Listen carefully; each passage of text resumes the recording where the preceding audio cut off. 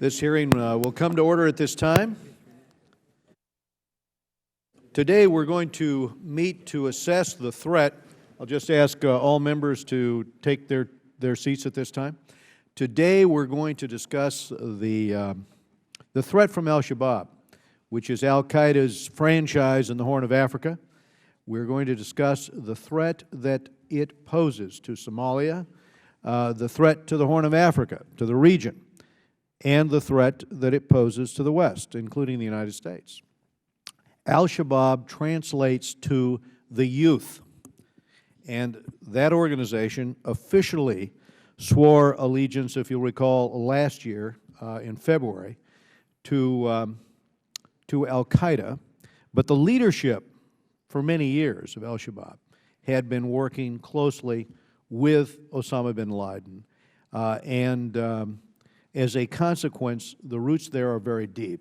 Al-Shabaab has been primarily focused in the past on attacking the young Somali government because the focus on Al-Shabaab was establishment of a very extreme form of Sharia in Somalia.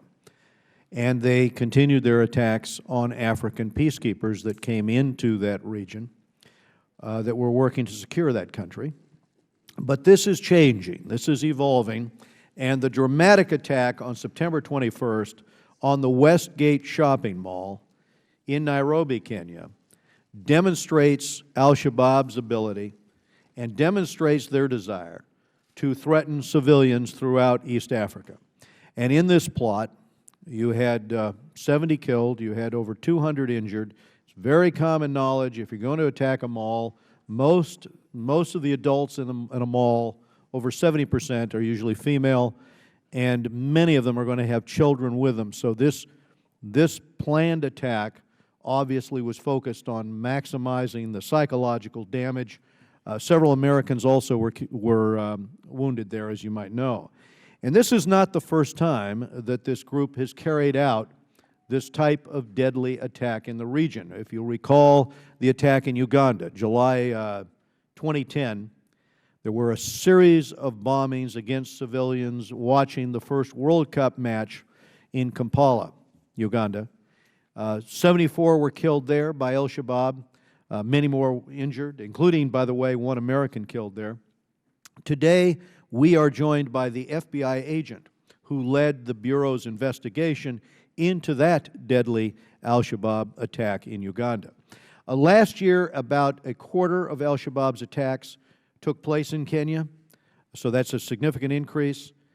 For Al-Shabaab, these attacks are retribution for a neighboring country's contribution of troops to the UN-authorized African Union peacekeeping mission in Somalia. This peacekeeping effort, which has made great strides, has been strongly backed by the United States, by the African Union, by the European Union. Of considerable concern, Al-Shabaab has demonstrated a unique ability to recruit young members of the Somali diaspora community in Europe and in the United States and convince them to travel to Somalia, convince them to join the fight. U.S. Africa Command suggests that these foreign fighters, in their words, remain the greatest threat to Western interests regionally and internationally. One witness today called the United States a, quote, primary exporter of Western fighters to the Al-Qaeda-affiliated group. Indeed, one of the first Americans to become a suicide bomber carried out his attack in Somalia. Online videos that are shown here in the United States and are shown in the West, shown in Britain, promise potential recruits a glamorous new life. And we'll hear today about one effort in the Somali American community to counter such propaganda and recruitment. Needless to say, we need to be on top of this Al-Qaeda-aligned group's reach into the U.S.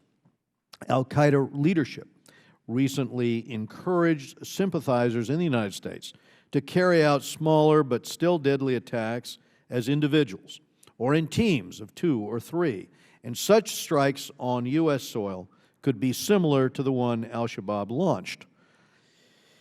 Al-Qaeda elements have proven their ability to inspire and to train attackers, and they've done this primarily over the internet, as demonstrated by the Boston Marathon bombers and the Fort Hood shooter.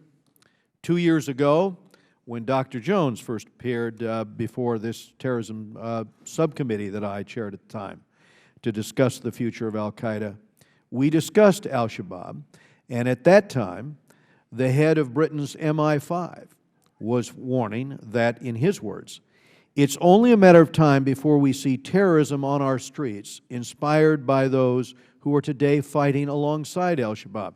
That was the British view at the time. Given our support for the African peacekeeping mission and the fact that the U.S. remains a top Al-Qaeda target, we need to get ahead of Al-Shabaab's efforts to radicalize vulnerable youth. And we need to do that before that statement applies to streets in the West. So I will now turn to our ranking member, Mr. Elliot Engel from New York, for his opening remarks. Well, good morning, Mr. Chairman, and thank you for holding this hearing, and welcome to our panelists. We're here today to discuss Al-Shabaab, a Somalia-based terrorist organization that continues to threaten the Horn of Africa and Western interests there. 2 weeks ago, as you mentioned, Mr. Chairman, a group of heavily armed terrorists stormed the Westgate Mall in Nairobi, Kenya, intent on killing innocent civilians. Al-Shabaab claimed responsibility for this heinous attack as punishment for Kenya's involvement in the AU mission there. After a 4-day siege, the attackers were finally overpowered, but not before murdering at least 67 men, women, and children. Among them was the wife of a U.S. Foreign Service national who was 7 months pregnant. While attacks by Al-Shabaab in Kenya are not new, the Westgate Mall attack was particularly ruthless. It was the worst terrorist attack Kenya has seen since the 1998 Al-Qaeda bombing of the U.S. Embassy.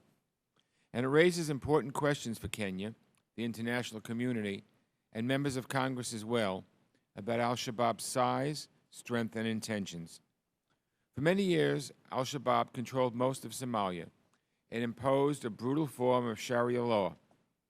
As just one illustration of their complete disregard for human life, Al-Shabaab banned most international organizations from gaining access to large parts of the country during a devastating famine in 2011, leading to the deaths of thousands of Somalis.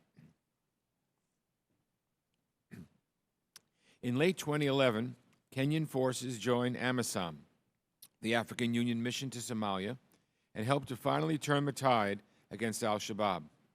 AMISOM has had a number of successes against Al-Shabaab, first by expelling the group from Mogadishu, and later from Kismayo, a port that had provided a significant source of revenue for the terrorist group.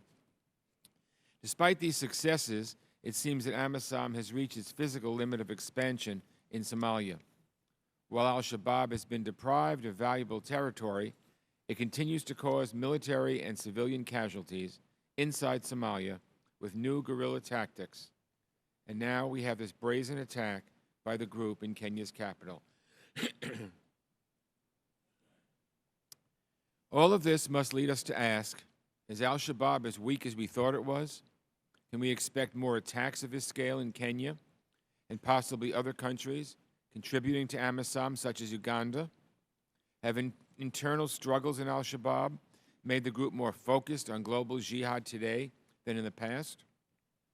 I understand that it is difficult to say anything definitive about an organization as shadowy as Al-Shabaab, but given this latest attack, I believe we must re-examine what we thought we knew about the organization. Finally, I would like to take a moment to highlight the significance of the very large Somali refugee population in Kenya, which represents another facet of this complex picture.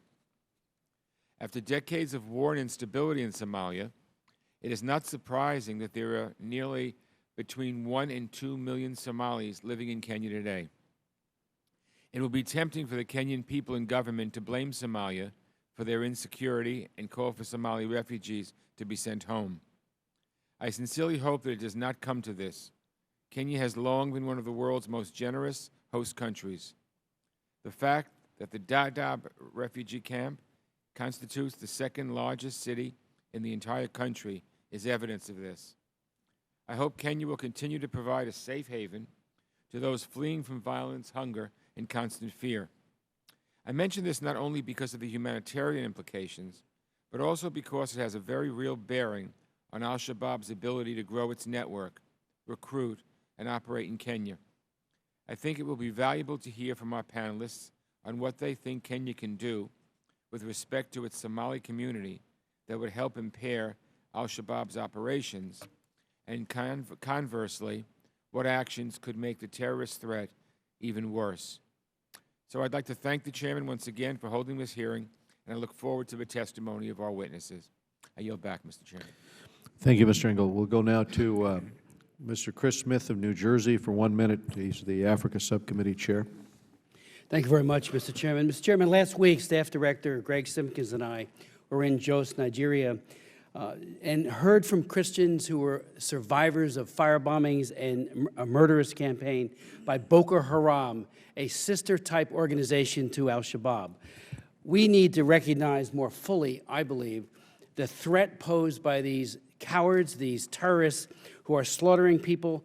And as we all know, the reason why the Kenyans were targeted is because they have deployed peacekeepers to try to bring some kind of peace and stability to Somalia, which has suffered for so long under the grip of Al-Shabaab.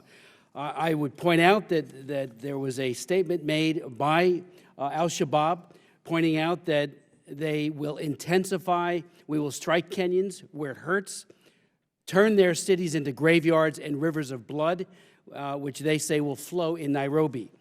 To its credit, Kenya has not turned and ran strongly. The Kenyan's president, Uhuru Kenyatta, has said, we will not be intimidated, we will not be cowed. And he talked about keeping his peacekeepers on the ground to try to bring some semblance to that war-torn country. We need to stand in solidarity with the Kenyans, the Ugandans, who we all recall just a few years ago, while people were watching the World Cup, were slaughtered by Al-Shabaab because Uganda had deployed peacekeepers as well. So we need to do more to support this because this growing intolerance, this hatred is spreading throughout Africa. Boko Haram, Al-Shabaab, they've got to be defeated. We go now to Karen Bass of California, ranking member of the Africa Subcommittee. Thank you very much. I want to thank the chair and the ranking member for holding this hearing today. The crisis at the Westgate Mall is deeply troubling and represents a serious security concern to East Africa, our partners, and by extension, our country. While Al-Shabaab has been significantly handicapped by counterterrorism activities carried out by the African Union mission in Somalia and with support from our military, the events of last month are a cold reminder that we can't lose focus in preventing and eliminating terrorist elements throughout the continent. I want to remind my colleagues that while we're here to address Al-Shabaab, there are similar concerns in West Africa that also requires our attention. These groups are destabilizing factors on a continent that is in fact becoming more stable, peaceful, and is increasingly a target for economic investment. I also want to mention that on the news this morning I saw that Al-Shabaab essentially has initiated another threat, saying that they intend to go back into Kenya. And I really hope that our witnesses have an opportunity to address this. Thank you. Thank you. We'll go now to Judge Ted Poe of Texas, Chairman of the Terrorism Subcommittee, for 1 minute.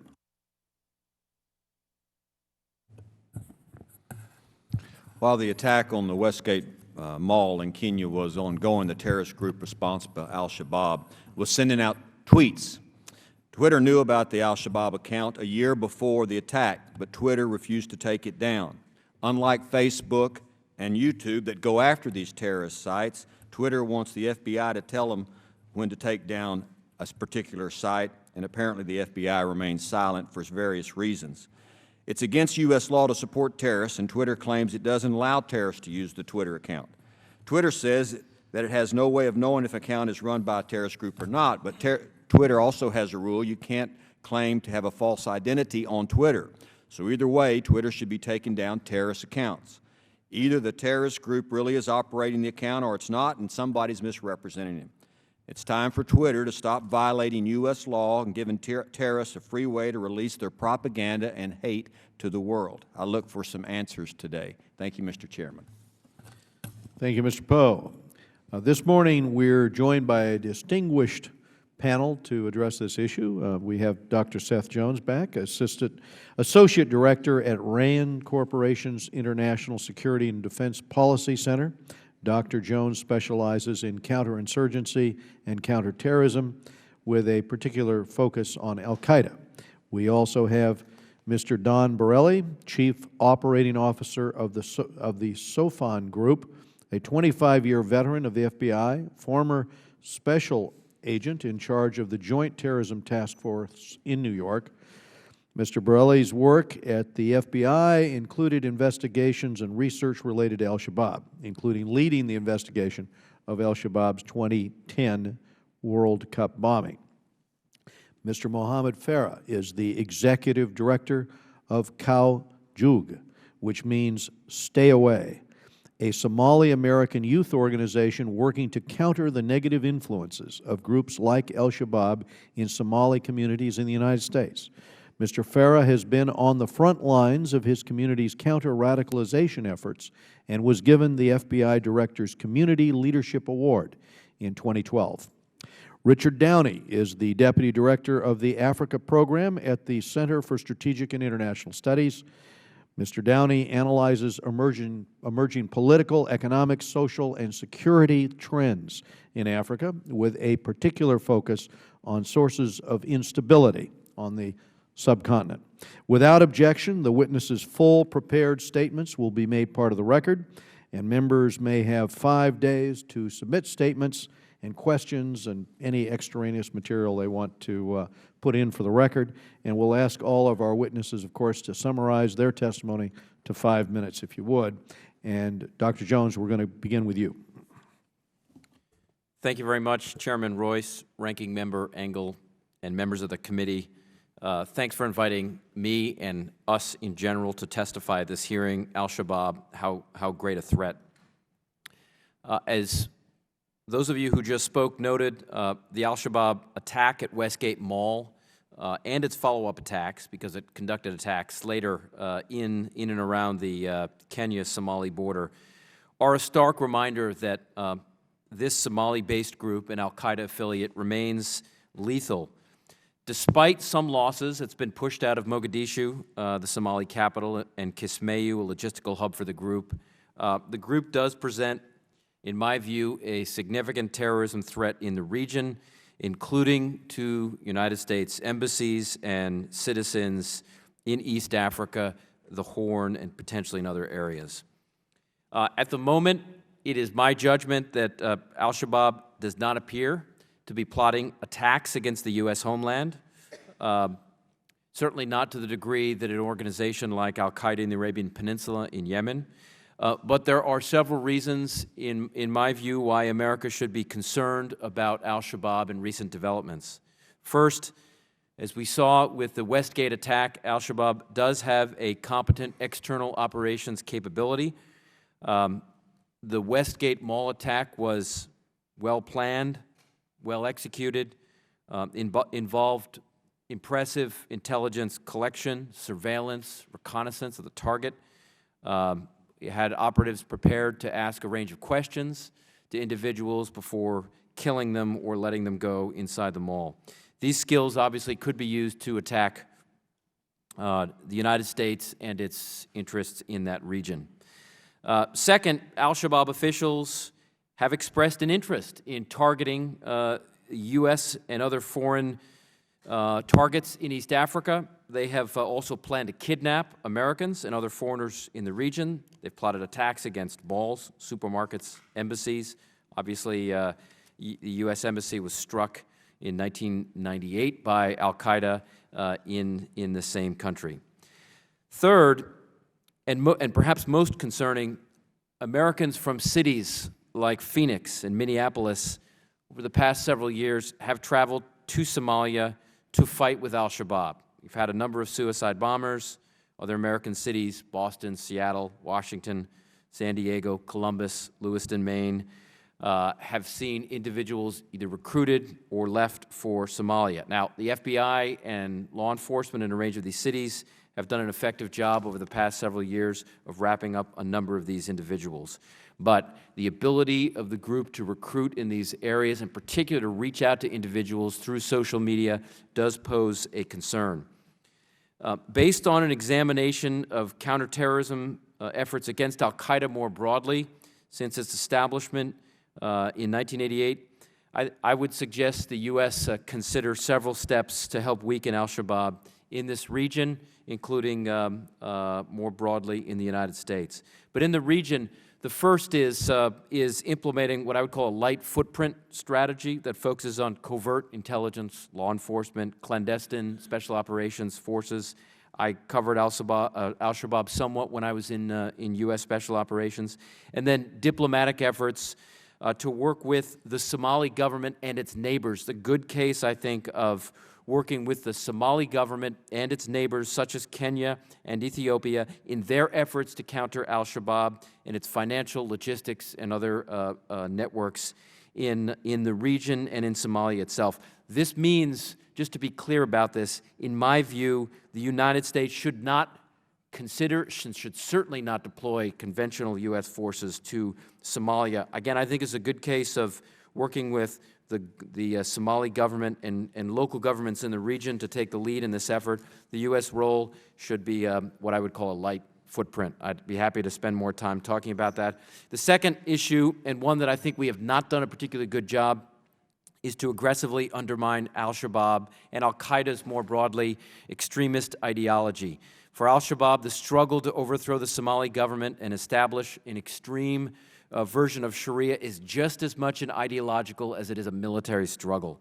The U.S. over the past 2 decades has done things like disbanded the U.S. Information Agency. In my view, we have a very disjointed information campaign among multiple agencies. I think when we saw really one of the most effective efforts against the Soviet Union in the Cold War, done among others by Ronald Reagan, it was a substantially increased overt and covert effort to combat the Soviet Union's ideology. Again, I think we're weak here. Let me just close briefly with a statement from al-Qaeda leader Ayman al-Zawahiri back in 2005. Quote, "I say to you that we are in a battle, and more than half of this battle is in the battle of the media, and that we are in a media battle in a race for the hearts and minds of our ummah." In conclusion, members of the committee, I would just like to highlight that al-Qaeda realizes this is an ideological battle. Thank you. Thank you. Let's go now to Mr. Borelli. Mr. Chairman, distinguished members of this committee, thank you for the opportunity to speak before you today on such an important topic. As mentioned, I'm a 25-year veteran of the FBI. My last position was Assistant Special Agent in charge of the Joint Terrorism Task Force in New York. In that position, I was responsible for FBI international terrorism matters, including those involving Africa, and I led the team of more than 60 FBI agents to Kampala, Uganda in July 2010 to investigate the simultaneous suicide bombing attacks during the World Cup soccer game, which was conducted by al-Shabaab. So I have firsthand experience in dealing with the atrocities committed by this terrorist group. Since leaving the FBI as COO of the Sufan Group, I've helped oversee our countering violent extremism, or CVE, research, including our recent study into countering the narratives of violent extremism. And I led our team to Minnesota, Kenya, and Uganda, focusing our research on al-Shabaab. I personally interviewed policymakers, community leaders, security officials, and young people in the crosshairs of al-Shabaab recruiters. And that is what I would like to focus on today, is al-Shabaab's recruitment efforts, particularly those involving Western youth. It's important to note that al-Shabaab, their political agenda, is divided into different factions. The nationalist agenda, which aims to fight against foreign troops in Somalia and to install a Sharia-based government in Somalia, and the global jihad agenda, aligned with al-Qaeda and focusing its efforts against the West and its allies. This division of ideals within al-Shabaab is also reflected in al-Shabaab's recruiting efforts. The narrative of the nationalist agenda uses reports of violence in Somalia, along with compelling combination of propaganda that appeal to a sense of obligation to defend Somalia from foreign invaders. The global agenda is in line with the broader al-Qaeda message, claiming that the West is at war with Islam. After speaking with many members of the Somali American community in Minnesota, we found that the narrative that resonates loudest with Somali youth is overwhelmingly political as opposed to religious. It focuses on the nationalist agenda and is driven by a deep nationalist concern for the future of Somalia. However, just because a young person might be enticed to join Al-Shabaab to defend his Somali homeland doesn't mean that he isn't a threat to the U.S. Our fear is that while Somalis here in the U.S. may travel to Somalia with a nationalist agenda to defend Somalia, they could be converted into following the global agenda, the al-Qaeda agenda, and return to the U.S. to launch attacks here. We've seen this pattern with other communities. The thwarted attack against the New York subway system in 2009 illustrates this threat. Najibullah Zazi, an Afghan who traveled back to his homeland with the idea of fighting there, was co-opted by al-Qaeda and convinced he could do more good by taking the fight back to the U.S. So what, therefore, can we do to mitigate this threat and counter al-Shabaab's recruiting tactics both here in the U.S. and abroad?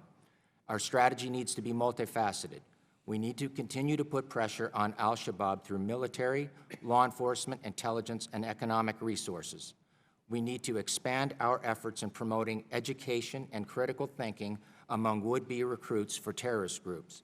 As we've seen in Minnesota, many who join al-Shabaab to help their Somali homeland, they need to understand that al-Shabaab is not helping their homeland. Rather, it's committing atrocities against its own people. Potentially vulnerable recruits need to see how they are being manipulated by al-Shabaab. They need to understand that al-Shabaab will turn their intentions to help Somalia into a global terrorist agenda that it aims to export violence and kill innocent people. How do we do this? We need to understand that extremists use local grievances as initial motivators to recruit, so the counter-narrative must take place at the local level. And we need to be very strategic in the medium, the message, and the messenger we use.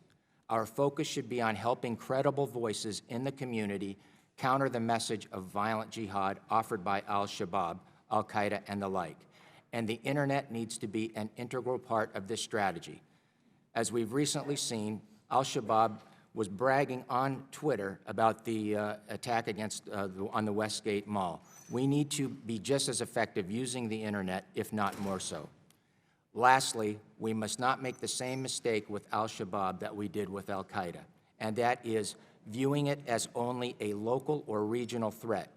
In the early 1990s, many smart people ignored al-Qaeda because it was seen as a group only focused on the Middle East and Central Asia. We have seen how a terrorist organization gone unchecked can morph into a global threat. We must not let that happen with al-Shabaab. I look forward to expanding on these points and others during the question and answer period. Thank you, Mr. Borelli. Mr. Farah.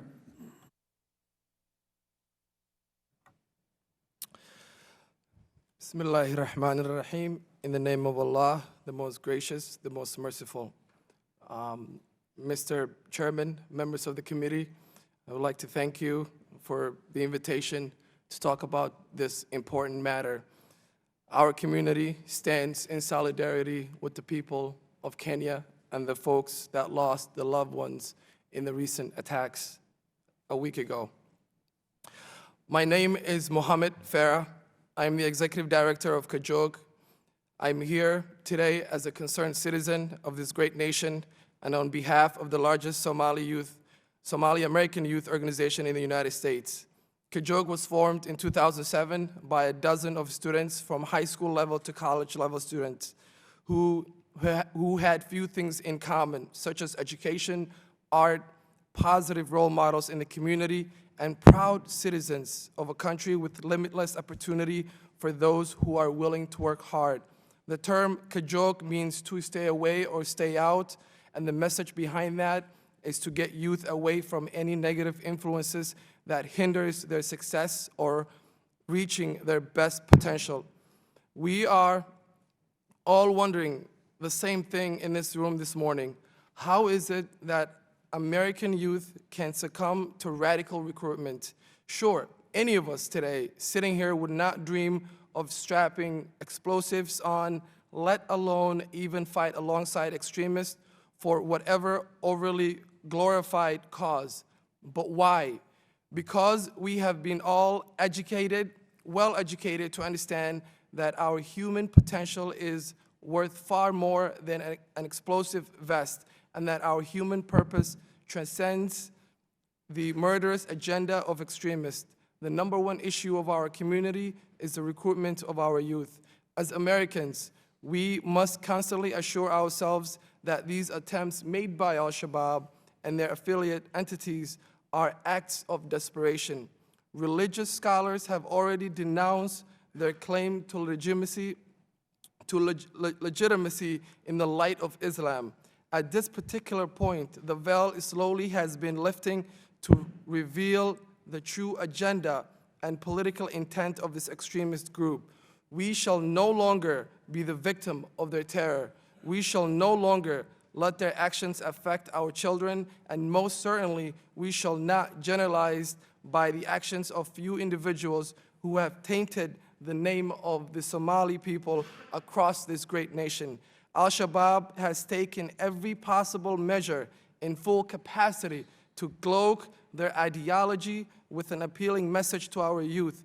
They have targeted the disfranchised, marginalized, and socially estranged youth with a message to restitution infused with religious righteousness.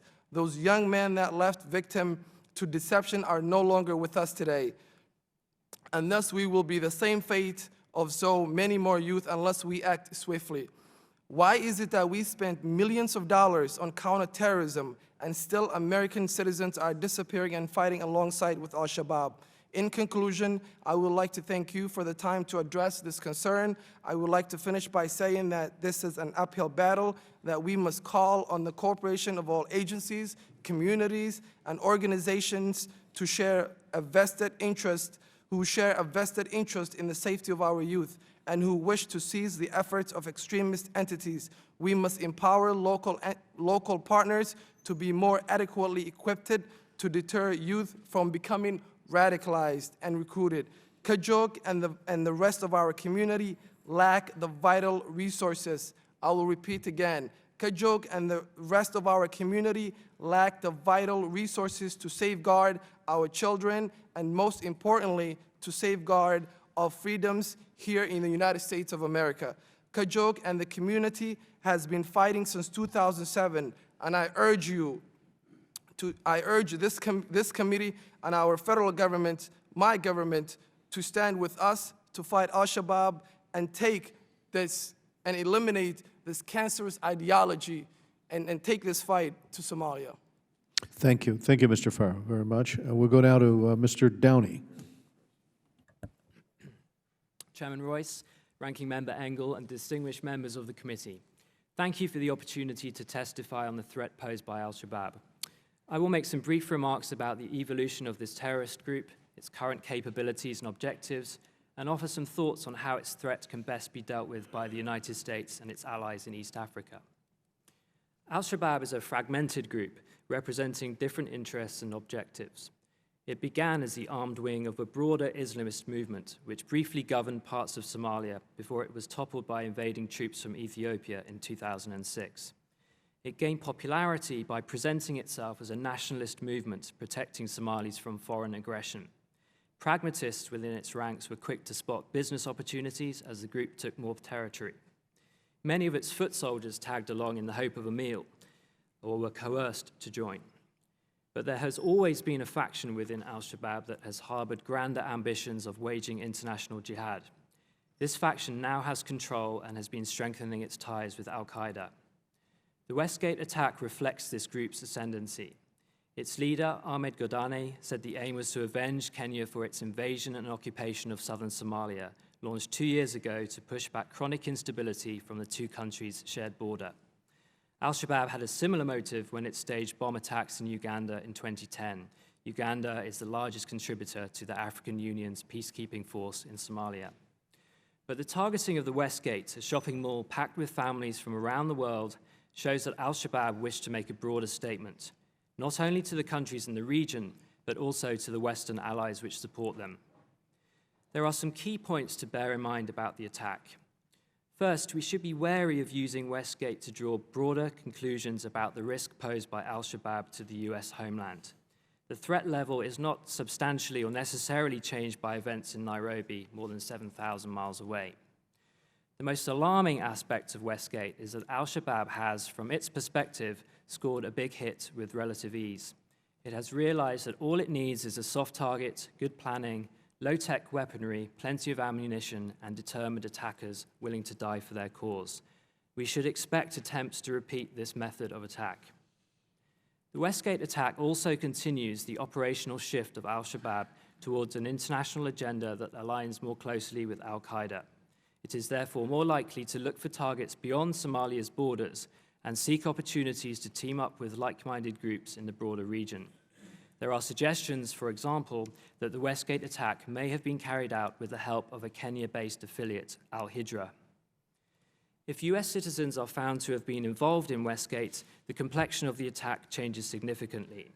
We know that a small number of US citizens have supported Al-Shabaab in the past, both physically and materially.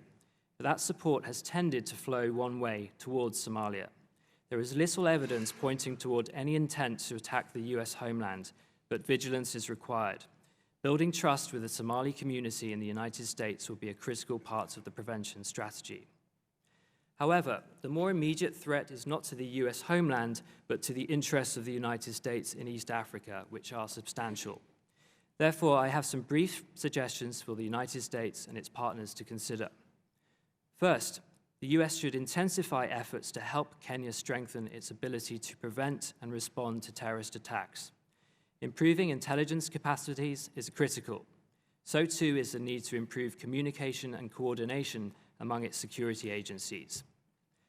Instilling a security consciousness among the Kenyan public is another key way to bridge the intelligence gap. But it is a challenge, given the high levels of distrust in the police, who cannot be relied upon to act on information from the public. The US should seek to build momentum behind efforts to reform and professionalize the Kenya police, turning them into an organization that people respect rather than fear or deride. As the Kenyan authorities seek to neutralize the threat from Al-Shabaab, the assistance of Somali Kenyans and Somalis living in Kenya will be critical. The United States should urge the Kenyan authorities to reach out to these communities and avoid heavy-handed actions that might alienate them, such as threatening to expel refugees. But ultimately, the key to dealing with Al-Shabaab will be found in Somalia. Therefore, removing the threat of Al-Shabaab means isolating and relentlessly pursuing the most extreme wing responsible for the Westgate attack. As for the majority of Al-Shabaab members who joined for reasons other than the pursuit of international jihad, it may be possible to rehabilitate them through a combination of threats and inducements. They may even be persuaded to abandon violence and join the political process. More broadly, policy responses must be formulated to tackle the conditions of insecurity, economic hardship, and poor governance which allowed extremism to take hold. The United States is an important funder of the Somali federal government. It should use this influence to press for inclusive governance, improved security, and delivery of public services. I thank you for your attention and welcome your questions. Well, we thank you, Mr. Downey. Let me ask a question of Mr. Farah first, and that has to go to the question of young Somali Americans that Al-Shabaab attempts to recruit. Are there particular types of young men that, for which they have a greater instance of success when they're trying to recruit? What's the target? Al-Shabaab is targeting the disenfranchised youth. That's their tactics, and that's the game that we need that we're playing here. We need to be able, the youth in the community. You know, there's a lot of underlying issues. Radicalization doesn't happen overnight. It's a process, and so what we need to do is really try to engage the disenfranchised youth that are missing, whether it is jobs, whether it's lack of mentorship. Those are the youth that Al-Shabaab is targeting, and that is the core issue here, and that's what we need to target. I just finished Ed Hussein's book, The Islamist. I don't know if you've read it yet, but it's a very interesting perspective on this issue. Let me ask you about how you would assess the U.S. government's anti-radicalization efforts, and I'll probably ask Mr. Borelli the same question. My assess in regards to what our government is doing in terms of Al-Shabaab, we're very good at the external work, in terms of military going after, terrorists across the world. But what we need to do is within the community, our federal government must invest local entities like Kajog to do more engagement, more work. What happened over a week ago shows me and shows us in the community that we need to do more work. So what I would suggest is that our federal government must invest local entities and must empower local entities to do more work within the community and across the nation. Thank you, Mr. Farah. Mr. Borelli, your thoughts on that? Thank you, Mr. Chairman. Number one, I do agree with Mr. Farah in that the federal government needs to invest at the local level. We've seen that these recruitment efforts are hatched at the local level. They start with local grievances, and the best way to stop that message, to counter that message, is by credible voices in the community. I'm not sure that the federal government has really a good strategic plan yet for doing that. In terms of kind of CVE, we've seen that many different agencies within the federal government have a role in the CVE, in countering this violent message. And in some cases, it seems to be a bit disjointed and disconnected. We've also seen that a lot of this responsibility has been put on the backs of law enforcement, FBI and Homeland Security, and sometimes that may not be the best messenger to be working on CVE when, on one hand, you're trying to bridge this gap and build this trust and develop a dialogue on Monday, and then on Thursday, your counterparts from your same agency are in the community making arrests, putting sting operations together. So you have sometimes opposing forces that have different agendas, but within the same agency. So I think this is something that we also should be looking at closely. Thank you, Mr. Borelli. Dr. Jones, in past hearings, we have learned of various networks, some of them affiliated with Al-Shabaab, involved in smuggling Somalis into the United States.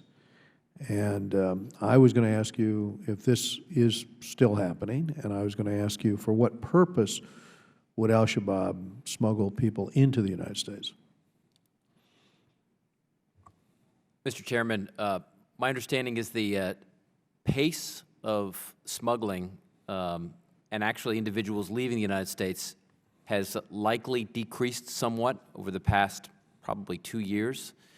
But I think there's an interest in recruitment and fundraising in the United States within the Somali community, the Somali American community. So the primary reasons for bringing people in are to recruit, to go back to Somalia, and to fundraise, and to ensure that there is money that is going into the pockets of some cash-strapped members of Al-Shabaab.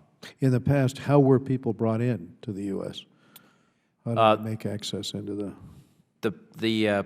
One of the primary routes was through the U.S.-Mexican border, through the southern route. If somebody has a legitimate passport and his name does not come up, you can fly in. But other than that, a primary route is through multiple border crossings along the U.S.-Mexican border. Thank you. We're going to go to Mr. Elliot Engel from New York.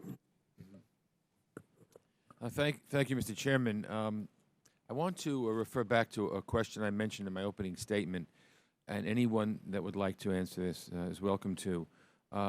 Could you discuss the relationship between the Kenyan security forces and the Somali population, and provide analysis of what kind of engagement could be effective in combating Al-Shabaab?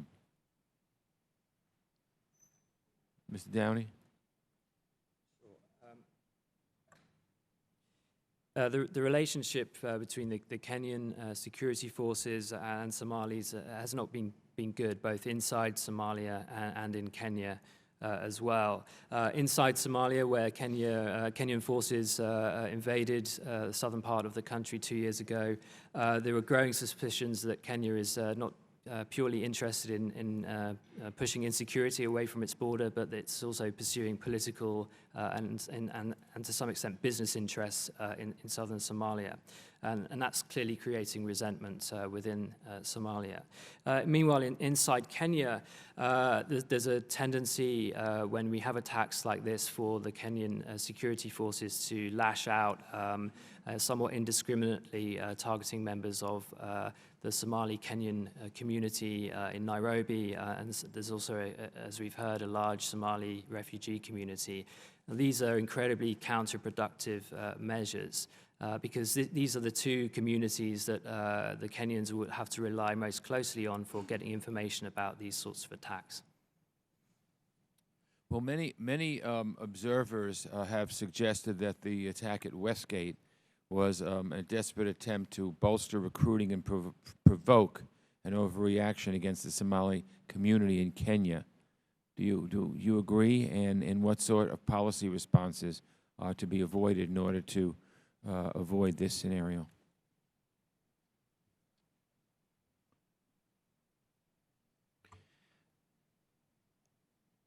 Ranking Member Engel, I think there are probably multiple motivations for conducting the attack.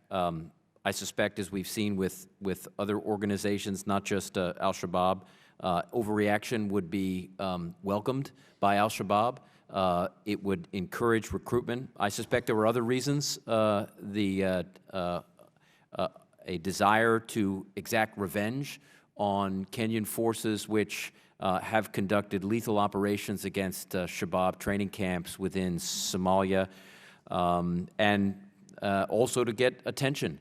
They got 24/7 attention from multiple international media sites. So I think there were multiple reasons for doing that. I think from an overreaction standpoint, I think one thing that we've got to be careful about is we don't encourage the Kenyans to overreact, conduct overt attacks within Somalia that are likely to walk into the same issues that several of our witnesses have talked about, that walk us into a nationalist problem, which encourages recruitment within Somalia. If I may add one thing, Mr. Engel, is that I think the Westgate attack was very shrewd for recruiting. As I mentioned before, you have various factions within Al-Shabaab. You have more of a nationalist faction, and you also have kind of the global jihad mentality. This attack seemed to appeal to both. You were able to launch an attack against Kenya and against the country that has boots on the ground of your country, so it appeals on one hand to that nationalist movement, but also by targeting Westerners and all of the media, the global media that was given to this attack, it has the broader appeal to the Al-Qaeda-like faction. So I think in that sense it was very shrewd and could be a good recruiting tool. I might just add one thing as well. Clearly this was an attempt to get attention with the mother organization, with Al-Qaeda. We've seen that in the past, at least Osama bin Laden was somewhat dubious about Al-Shabaab's seriousness as an organization, even thought they were too indiscriminate in their attacks and that they were killing too many Muslims. There's been a conscious effort, at least in the way that Al-Shabaab has presented this attack, that they tried to single out Christians, and I think we shouldn't actually be taken in by this PR from Al-Shabaab. The single largest loss of life in the attack was at the beginning when a grenade was lobbed into a group of people, mothers and children, watching a cooking demonstration, and then gunmen opened fire. This was a completely indiscriminate attack. Well, since you mentioned Al-Qaeda, let me just get one last quick question in. What's the relationship, the nature of the relationship between Al-Qaeda and Al-Shabaab? Al-Shabaab, we know in 2012, announced its formal merger with Al-Qaeda. But what does that mean? Do they take directions from Al-Qaeda? Do they get training? Do they get operational or financial support? Frankly, it's hard to know. Certainly, the two groups have been moving closer together, particularly since Ahmed Godane became the emir, the leader of Al-Shabaab. He's been trying consciously to reach out and appeal to Al-Qaeda. Whether, though, this attack involves substantial support, coordination with Al-Qaeda, funding, or even received the blessing from Al-Qaeda, I certainly am not aware of that. Thank you. Thank you, Mr. Chairman. Thank you very much, Mr. Engel. We now go to Eliana Ross-Leitonen, Chairman of the Middle East Subcommittee. Thank you very much, Mr. Chairman. Well, this horrible Al-Shabaab attack, coupled with the closure of over 20 U.S. embassies and consulates this past summer, and last month's targeted suicide bombings against Christians in Pakistan by an al-Qaeda-linked group proves that terrorist groups are extremely active still, and their influences are far-reaching. And the threats to our U.S. national security interests from extremist groups such as Al-Shabaab and Boko Haram remain very real. The United States must not let down our guard. These groups, as you pointed out, are attempting to strengthen their ties to communities here in the United States, and that must be of grave concern to all of us because it will spread their propaganda to recruit susceptible youths to join their ranks. And as you had pointed out in your testimony, these youths recruited by Al-Shabaab are more driven by nationalistic and political ideologies rather than religious ones, but can easily be converted to a global Al-Qaeda agenda. And if we know that Al-Shabaab and Al-Qaeda have been successful in recruiting these susceptible youths, what more can we do to target those communities in an effort to counter this influence? Also, if we're going to fight terrorism and their activities, we've got to develop a comprehensive strategy that can disrupt their networks, prevent their operations from spreading. And one entity that can be of assistance to us is the U.S. Africa Command. But what we've seen is that this combatant command continues to lack the necessary assets, infrastructure, personnel, and resources to effectively fight terrorism successfully. And another key aspect to dismantling Al-Shabaab's activities is through the drug trade. We have known that the threat of narco-terrorism continues to grow. It's used by many terrorist organizations to finance their illicit activities and expand their networks. Last year, a senior DEA official testified that as a result of drug trafficking, quote, millions of dollars a year are being sent to Somalia and other countries in the Horn of Africa, some of which ends up in the coffers of terrorist organizations such as Al-Shabaab, end quote. So in conjunction with our regional allies, we need to fight this extremism head on. We've got to reassess our priorities, continue to use initiatives that are doing a fairly good work, but could be beefed up. The East Africa Counterterrorism Initiative, the Trans-Sahara Counterterrorism Partnership, they could help our allies in Africa more to protect national security interests and dismantle terrorist cells. But we've seen that these programs lack prioritization, they lack clear objectives, realistic benchmarks of what they can do to look at our progress in fighting these extremists. And in your assessment, would you say that the United States has been given the threat of Al-Qaeda the attention and focus that we should? Do we need to reevaluate our assessment of these threats and our policies and programs in place to fight them? So U.S. communities and reassessing the threats. Anyone who wishes to take any of these.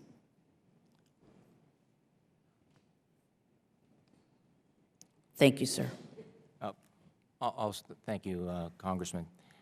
I think to your point about stopping the threat and trying to target the threat against these young people in the communities, I think we do need to continue to evaluate our programs both locally and federally. And as Mr. Farah pointed out, some very good work is being done inside the community, and we need to continue to support that.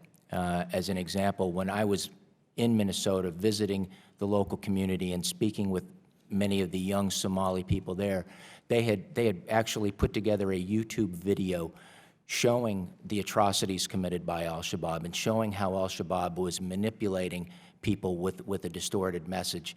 And these are the type of programs that we can put forth to support using the internet, using the same social media that's recruiting these people, use it as a counter-narrative. Thank you.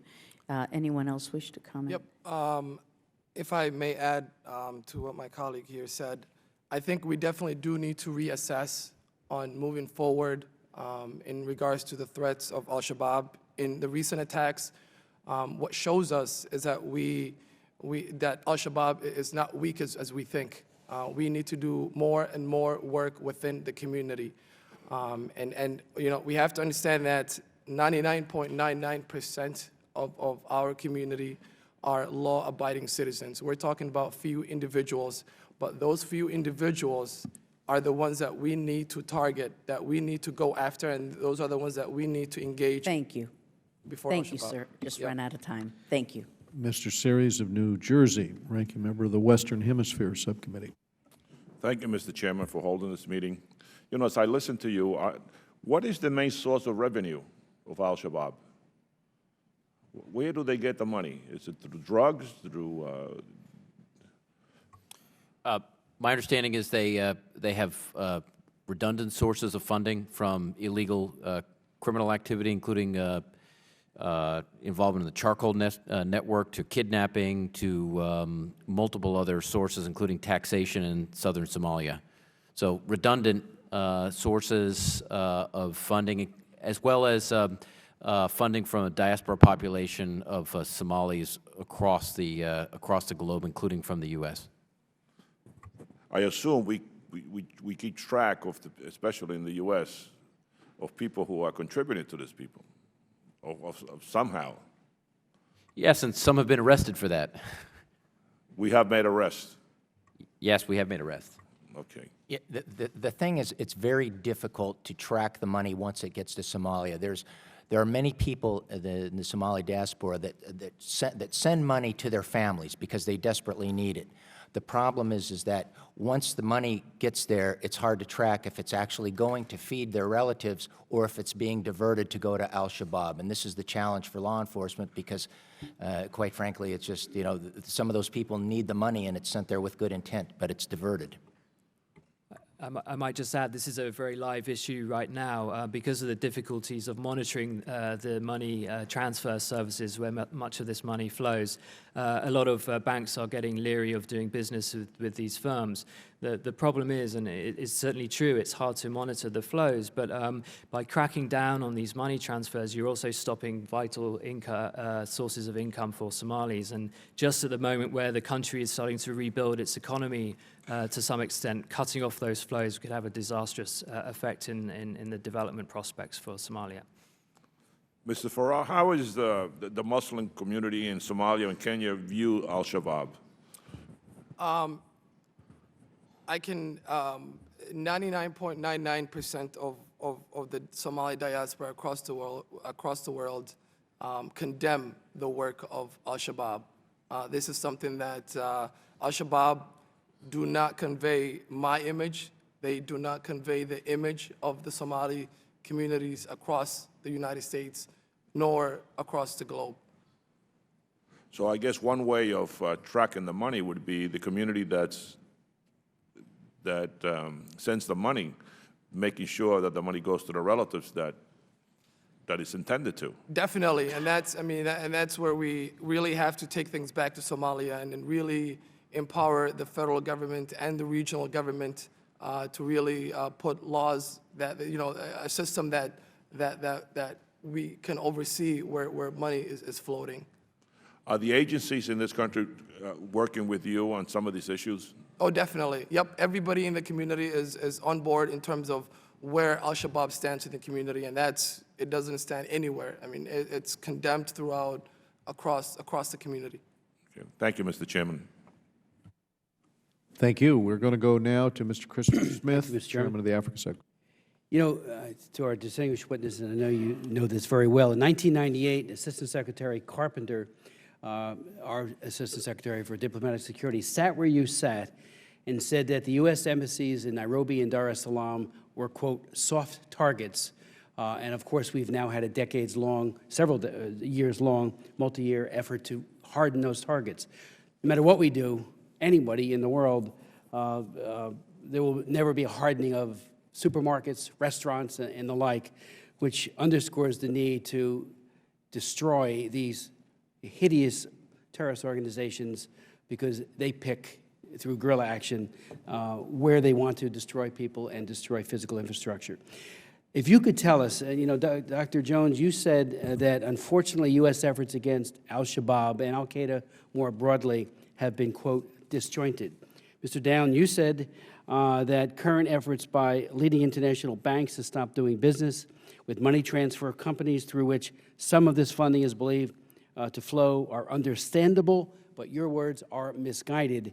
And I'm wondering, you know, when Al-Shabaab was placed as a foreign terrorist organization in March of 2008, obviously one of the mainstays of that law is to go after the financial transactions that keep them afloat and aid and abet their killing.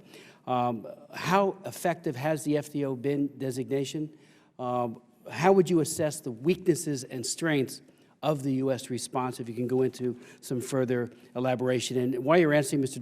Downey, you mentioned that Ahmed Godane is now in control of the movement and he's in ascendancy. If you could elaborate on what that portends in terms of further internationalizing the efforts.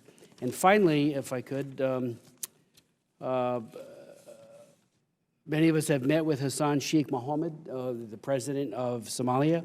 How do you assess his work, his capabilities? He's trying with U.S. and other support to build up a military capability, hopefully with a strong emphasis on human rights. If you could speak to that as well. Thank you. I'll just tackle the last couple of questions there. The importance of Gadane's emergence as a leader. I think it is significant. He is, you know, on the very end of the scale in terms of extremism. Has been, since his rise to the top of the organization, the Al-Shabaab has definitely tried to orient itself more closely with Al-Qaeda. He's very much motivated by the international jihadist agenda. And he's been utterly ruthless within Al-Shabaab as well. This is a very fragmented organization.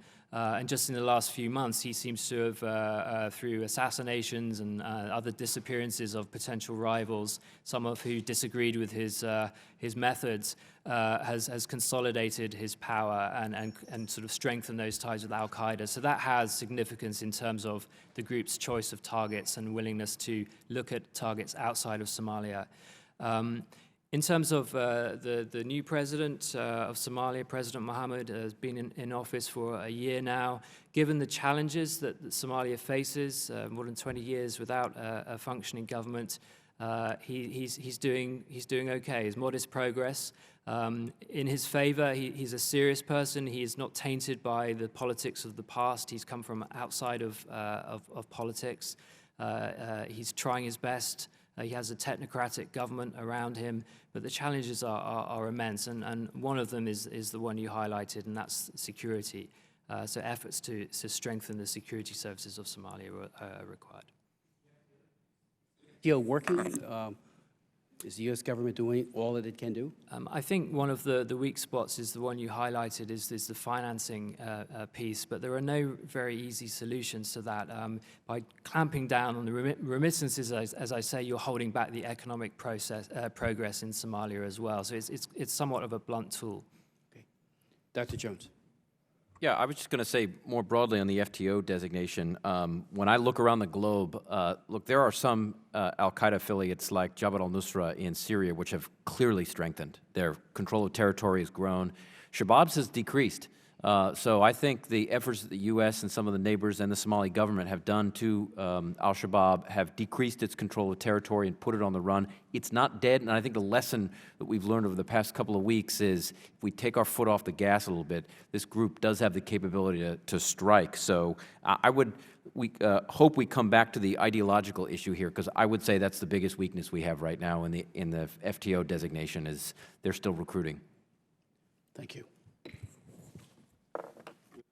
We'll go now to Mr. Falio Movega of American Samoa.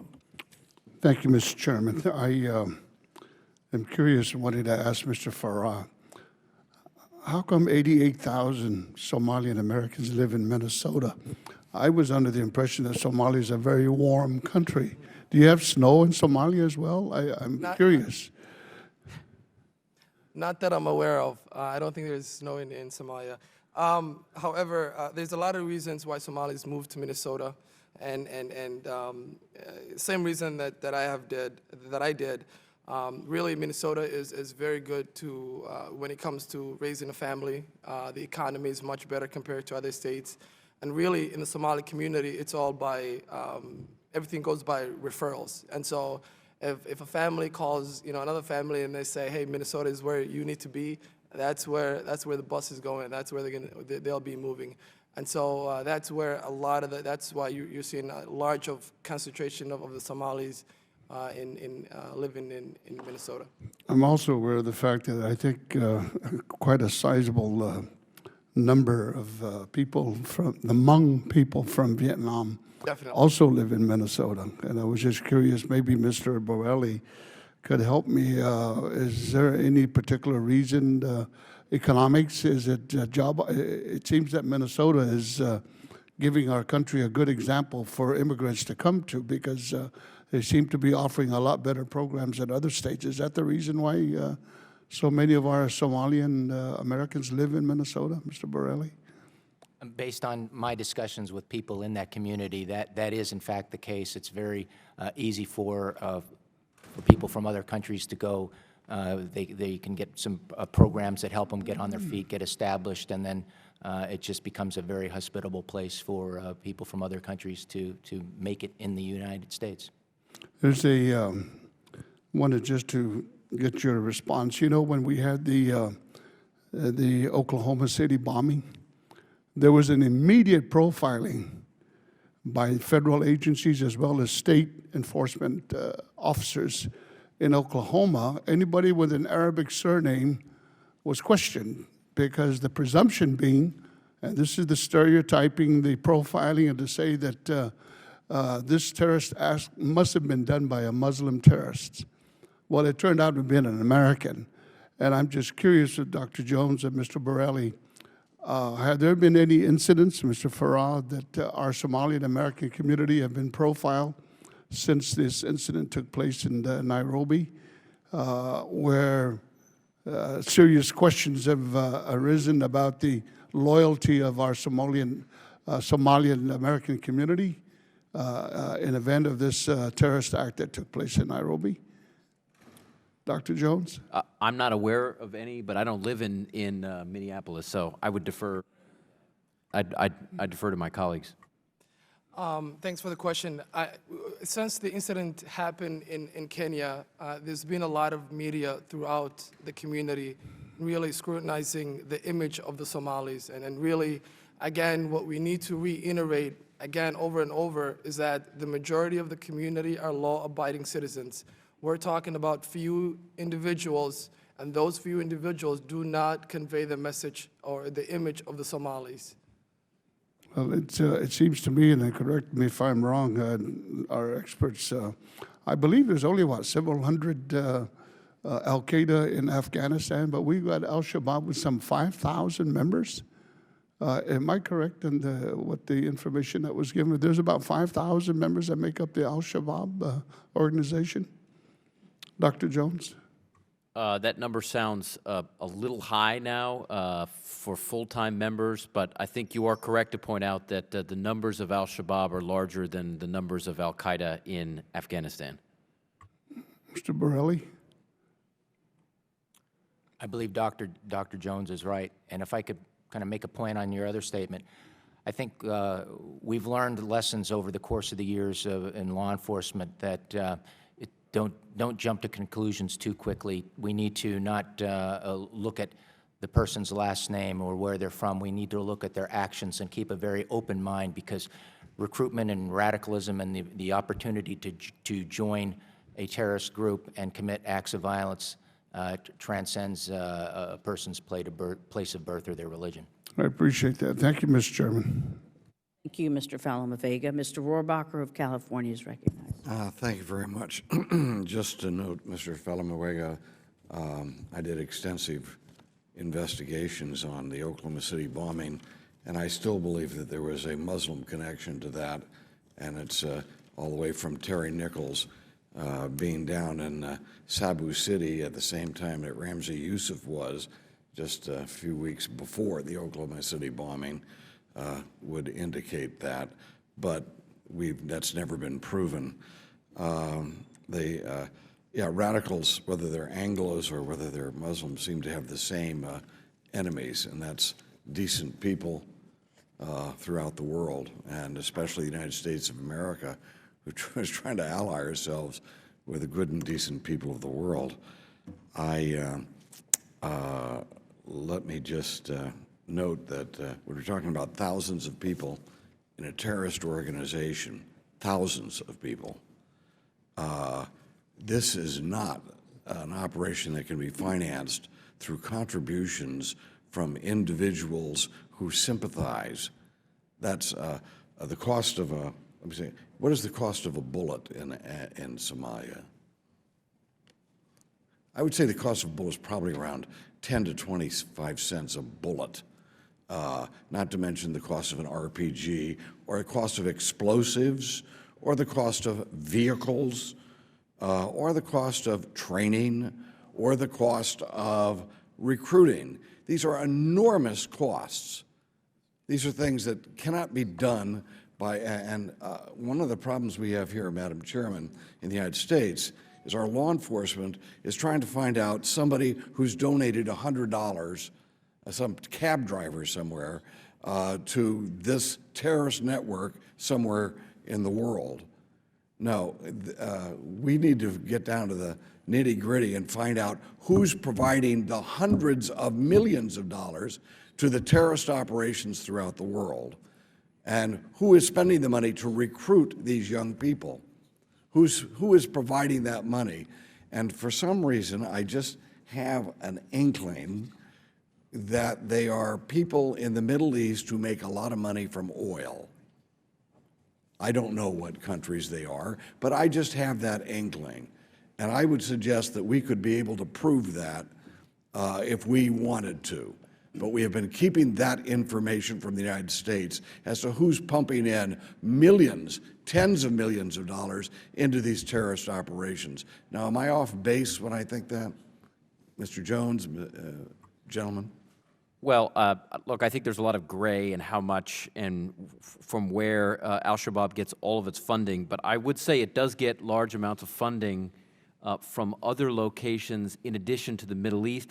Kidnapping actually can be quite profitable, as can illegal trafficking in a range of goods, including the charcoal smuggling, which in some cases in the hundreds of those, and when you add it to kidnapping, in the millions of dollars. So, right. So they have to put it in a bank, right? I mean, someone has to have that, those resources that you're talking about into a central location and then distributed. So there's banks involved in this in some way. Is that correct? That is likely. Again, I am not a Treasury expert, so would defer to those who have followed the banking more than I have. Okay. Well, all I can suggest here, Madam Chairman, and what I'm suggesting today is we have been law enforcement, and I like Mr. Borelli's talking about how we have to get down to some of the actual psychological and combat the recruitment of people in these communities. But we have ignored the big guys. That you want to get to the source and the bottom and cut them off from people with money, from cutting them off from recruiting people. But we have been going after the little guys.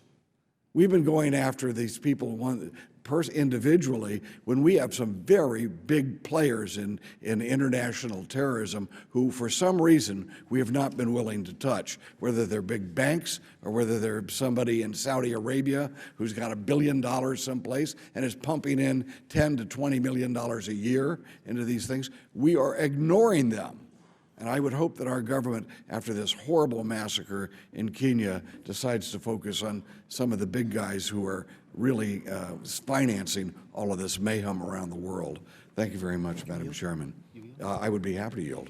If I could, has the indictment of Uhuru Kenyatta by the International Criminal Court in any way frustrated the U.S. ability to work side by side with the Kenyans? As you know, he stated he will not be intimidated. He does have a large number of peacekeepers deployed in Somalia. Thank you, Mr. Smith. That's a wonderful question, and we hope that they get the opportunity to answer it at some point. Now we will turn to Ms. Gabbard for her question and answer. Thank you, Madam Chairwoman. Thank you, gentlemen, for sharing your insights with us here today. A couple of questions first for Mr. Farah with regards to the work that Kajug is doing. If you could give a couple of examples on the outreach that you're actually doing in the community, as well as your suggestions, both with the non-governmental or nonprofit organizations within the Somali community can do, as well as law enforcement in a proactive way to prevent these recruiting efforts. And secondly to that, if you could speak a little bit how the Somali American community views these recruiting efforts and what actions within the community as well as externally they're taking to denounce these efforts. Thank you for the question. In terms of Kajug, our mission is to really empower the youth to really stay away from all negativity, whether it's Al-Shabaab or gangs. We have to treat Al-Shabaab like a gang, and that's exactly what they are. There's a lot of art and education really go hand in hand in everything that we do in terms of art. We're talking about spoken word and play. We use the arts to engage the youth, but ultimately education is the key. Tutoring and mentoring is the core of what we do. And recently we've created really the first ever Somali Boy Scouts. That's something that we haven't seen recently. Again, we're trying to integrate the youth to the greater society as best fit. There's a lot of great work in the community that's being done before us. What we need to do is invest in those programs. And that's what's missing here. Aside from what we're doing externally in the United States, we need to focus on what's going on in the community and empower local entities. I mean, Kajug is an all-volunteer-based organization. How can we fight Al-Shabaab when they have millions of dollars and you've got entities like Kajug and others in the community who are, who are running on E pretty much, and our federal government is MIA, missing in action. In terms of the Somali community, they feel the same way across the board when it comes to Al-Shabaab. We condemn the work of Al-Shabaab, and those few individuals don't convey the message for the Somali community. Thank you. And to the rest of the panel, I don't know if you're able to estimate what percentage of the financing for Al-Shabaab is coming from the U.S. or is coming from these remittances that you're talking about. And secondly, if those recruits that Al-Shabaab is getting from the U.S., is it your understanding that their intent is largely to engage in fighting abroad or here? Based on the conversations that I've had in speaking with people in Minnesota, their intention is to fight abroad. But as I mentioned, especially now with a change or consolidation of power and this more of a global jihad message, the fear is that they can be turned to come back and take the fight here in the U.S. With regard to your question about financing, I don't have a number of percentage. Maybe one of my colleagues has in terms of total remittances. No, the subject matter is just so murky given the way that money is transferred and the lack of transparency within that system. One thing I should say, and that's to follow up on Dr. Jones's remarks earlier, is that a key source of financing for Al-Shabaab until very recently has been from within Somalia itself, from taxation of populations in Al-Shabaab controlled areas, from controlling previously the largest port in the south of the country. So if there's a silver lining from any of this, it's that now Al-Shabaab has been pushed back from some of the territory it controls. Its funding is being squeezed as well. Thank you. I yield back. Thank you. And now we're honored to recognize Mr. McCall, the chairman of the Homeland Security Committee. All right, thank you, Madam Chair. I want to echo the gentleman from California's remarks, Mr. Rohrbacher, about the funding issue. I got briefed yesterday, as I do on the threats, and the majority of these threats, when you look at these organizations and you look at the funding streams, the majority of them tie back to the Saudi Peninsula in terms of funding. And this is sort of the inconvenient truth that no one talks about, and no one wants to deal with it either. There was an article today, it says $100,000 sent from Gulf to fund 25 assassins to the elite intelligence unit of the Somali terrorist organization Al-Shabaab. This is something, Madam Chair, we are going to have to deal with at some point in time, and I know it's been something that the Saudis, being our ally, presents a problem, and it's a challenge, but it's something I think we need to address and see it for what it really is. I do wear two hats, and I am concerned about the threat to the homeland with respect to these Americans. We had a hearing on Homeland Security Committee in 2011. Up to 50 of these Al-Shabaab members are from the United States. I think there are more than that, 50 that we know about.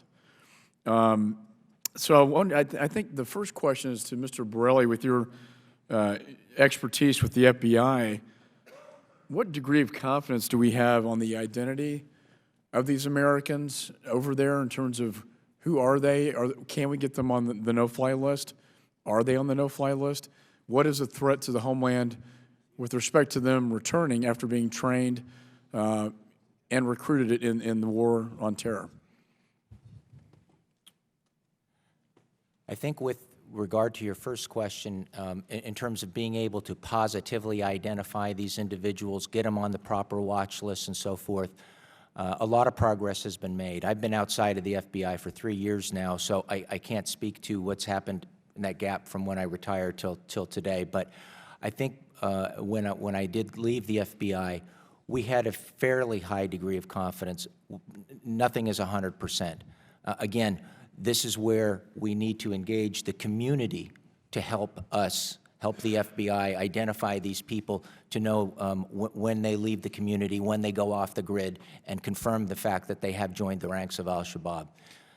Secondly, I would say to your other point, the risk to the homeland, I would say, is definitely there. I don't know if it's higher today than it was a month ago, but again, my fear is the Najibullah Zazi type of situation where somebody leaves with the intent to fight abroad and they're co-opted to take the fight back home. And certainly these individuals, if they've been off the grid for a while, if they have a blue passport, they can get back into society, reintegrate, and then we have a very serious problem that can go undetected. And to that point, within Al-Shabaab, we know there's a rift between the American from Alabama, Mr. Hamami, and Godani, who is the current leader.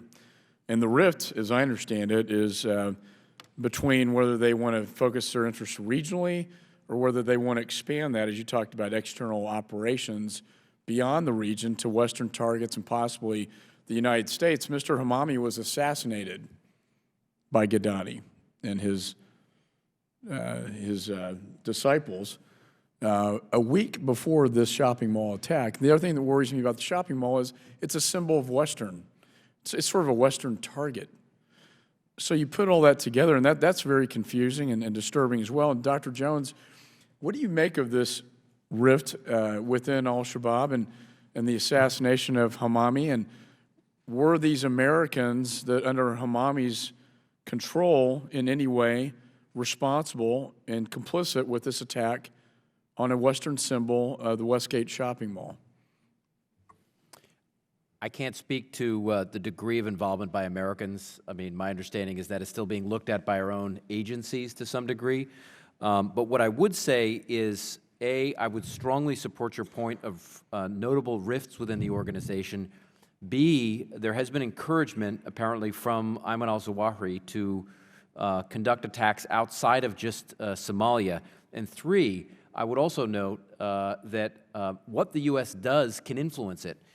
Not just Zazi, but Faiz al-Shahzad in 2010 was involved in an SUV attempted attack in Times Square.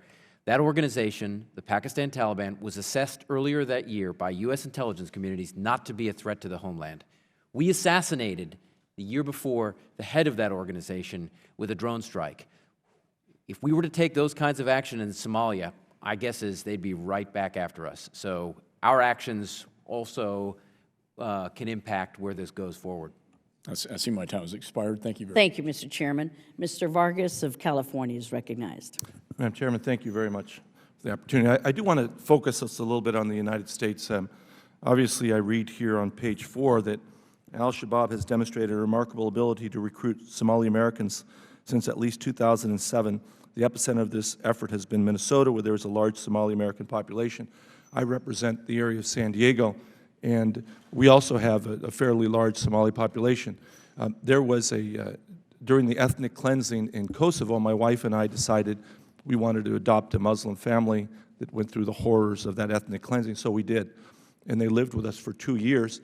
And during those 2 years, I got to meet many in the Somali community who had also been airlifted to California. Now, I have not heard of any recruitment in San Diego for Al-Shabaab or any other terrorist organization. Could you comment on that? I would say the fear is that the Internet does not know the boundaries between San Diego and Minnesota, and we've seen that Al-Shabaab is really very effective in using the Internet. Many of these young people get that message from the Internet. So while there may not be boots on the ground and that type of recruiting, I think the fear is that you absolutely have recruiting in San Diego via the Internet. And then my follow-up question with you, and I think I heard it earlier, the notion that maybe Somali terrorists were coming across the Mexico-California or Mexico-Texas border, the border from Mexico and the United States. Do we have any evidence at all of that? Yes, in particular, the movement of individuals from the United States south across the border. Some have returned. I'm not aware of many that have returned that have been prepared to conduct attacks. But yes, movement of individuals in going in both directions. Because my understanding is that most of the Somalis that were brought here actually have permits to be here, that have legalized status. The vast majority do. My only point earlier was there is a human trafficking network that has moved Somalis out and into the United States via the U.S.-Mexican border, but that does represent a very, very small percentage. The reason I say that is because always the border seems to become the excuse, saying that the terrorists are coming across the border. And I have a very good relationship with the Border Patrol there. In fact, we met here last week, and they have not apprehended many terrorists coming across the San Diego-Tijuana border.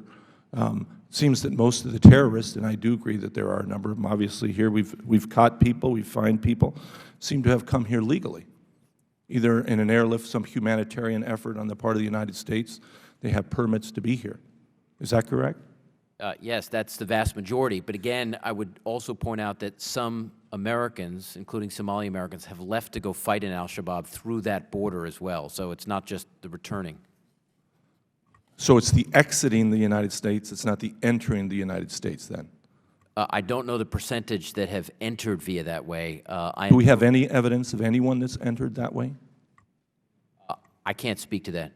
Do you have any information of any name, any person that may have been arrested trying to enter the United States? I can check and get back to you on that. Would you please? Because I'd like to know that, because it's usually used as an excuse that the border is so porous, all these terrorists are coming through, and it seems to me mostly landscapers are.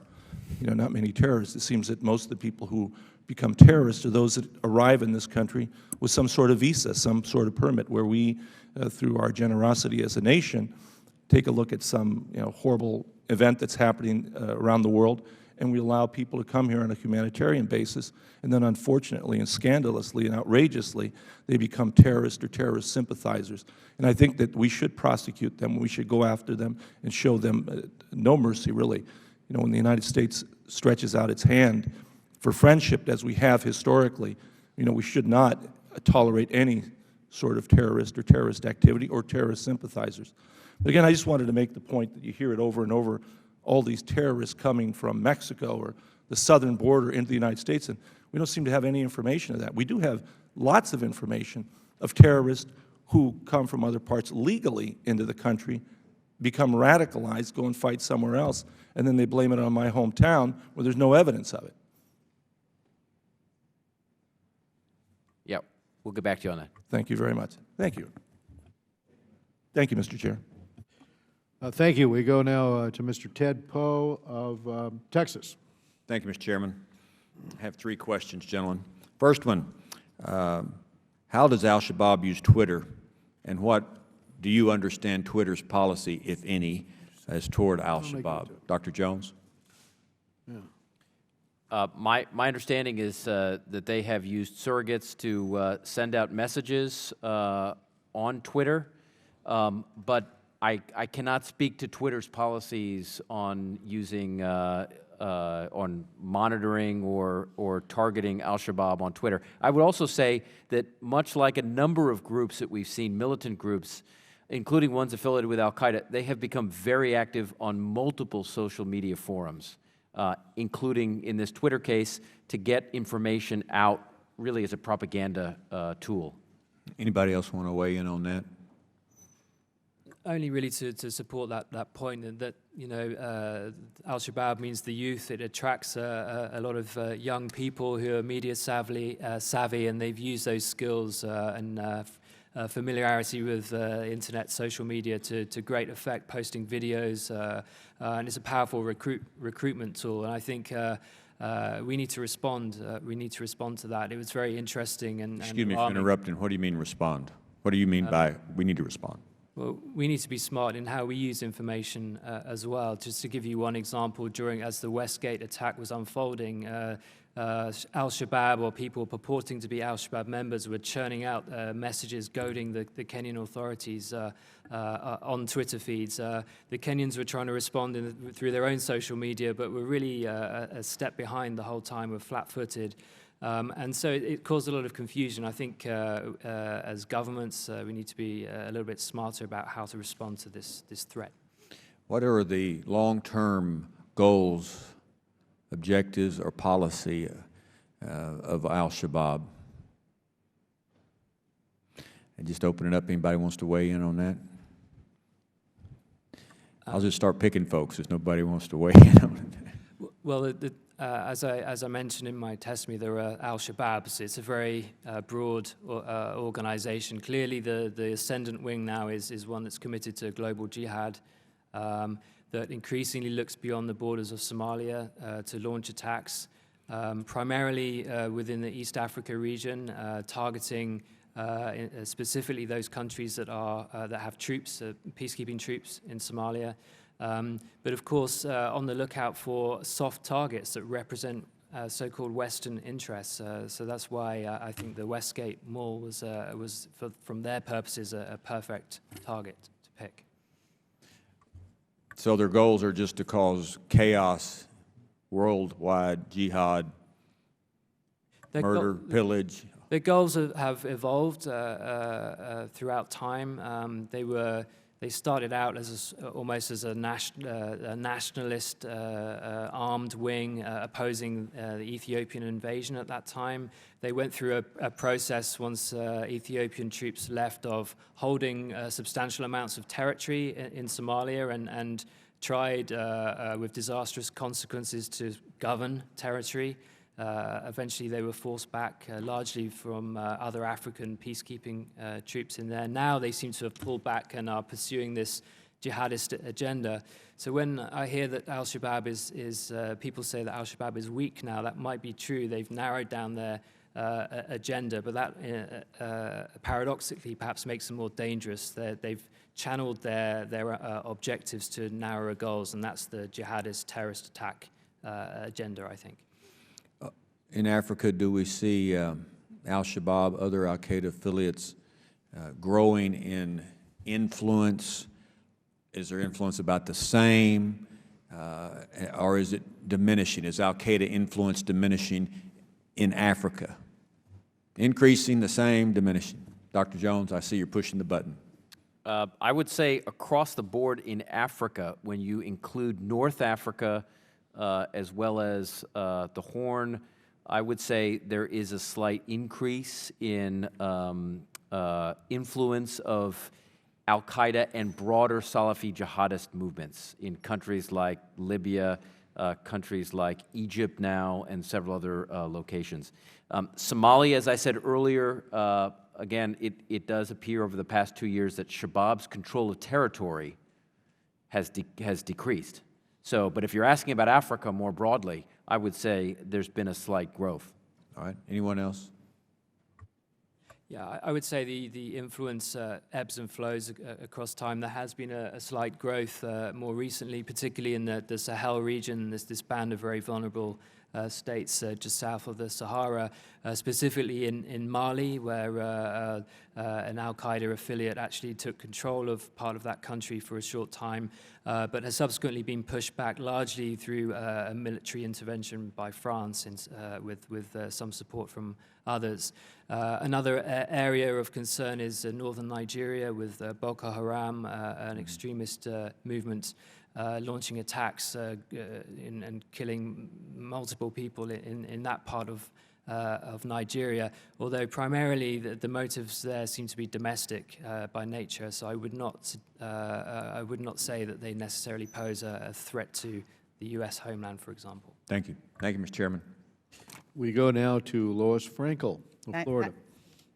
Thank you, Mr. Chair. Thank you to the panel for being here. I think I share with Americans that what happened at the Westgate Mall in Nairobi was just horrible, and I know our heart goes out to the victims and their families. And now we see CNN and other media outlets have turned away to other stories, obviously. What I'd like to ask you to do, and this, I'm just going to ask a very, very basic question, which is if you could lay out in as clear a manner as possible why the public, Americans should be concerned about what happened. What is the potential threat from Al-Shabaab, not only in the region but beyond the region here, that needs our attention, given what's happening internally in the United States? I'll take the first crack at that. I think the biggest reason that we should be concerned as Americans is looking back at history and what happened with Al-Qaeda, that we viewed originally Al-Qaeda as being not a threat to America, as a regional problem, focusing its efforts on the Middle East and Central Asia. And we learned the lesson of how a terrorist organization can morph and change and become our #1 enemy. So in my opinion, that is the biggest concern that we have with Al-Shabaab, is that it can morph and change into more of a global threat than it is now. If I can add to that, I think we should be very concerned about Al-Shabaab because it's not just a regional issue. I think their biggest goal is really to do us harm here in the United States. If they're capable of doing that, really, their main goal is really to attract the disadvantaged youth and then really brainwash them.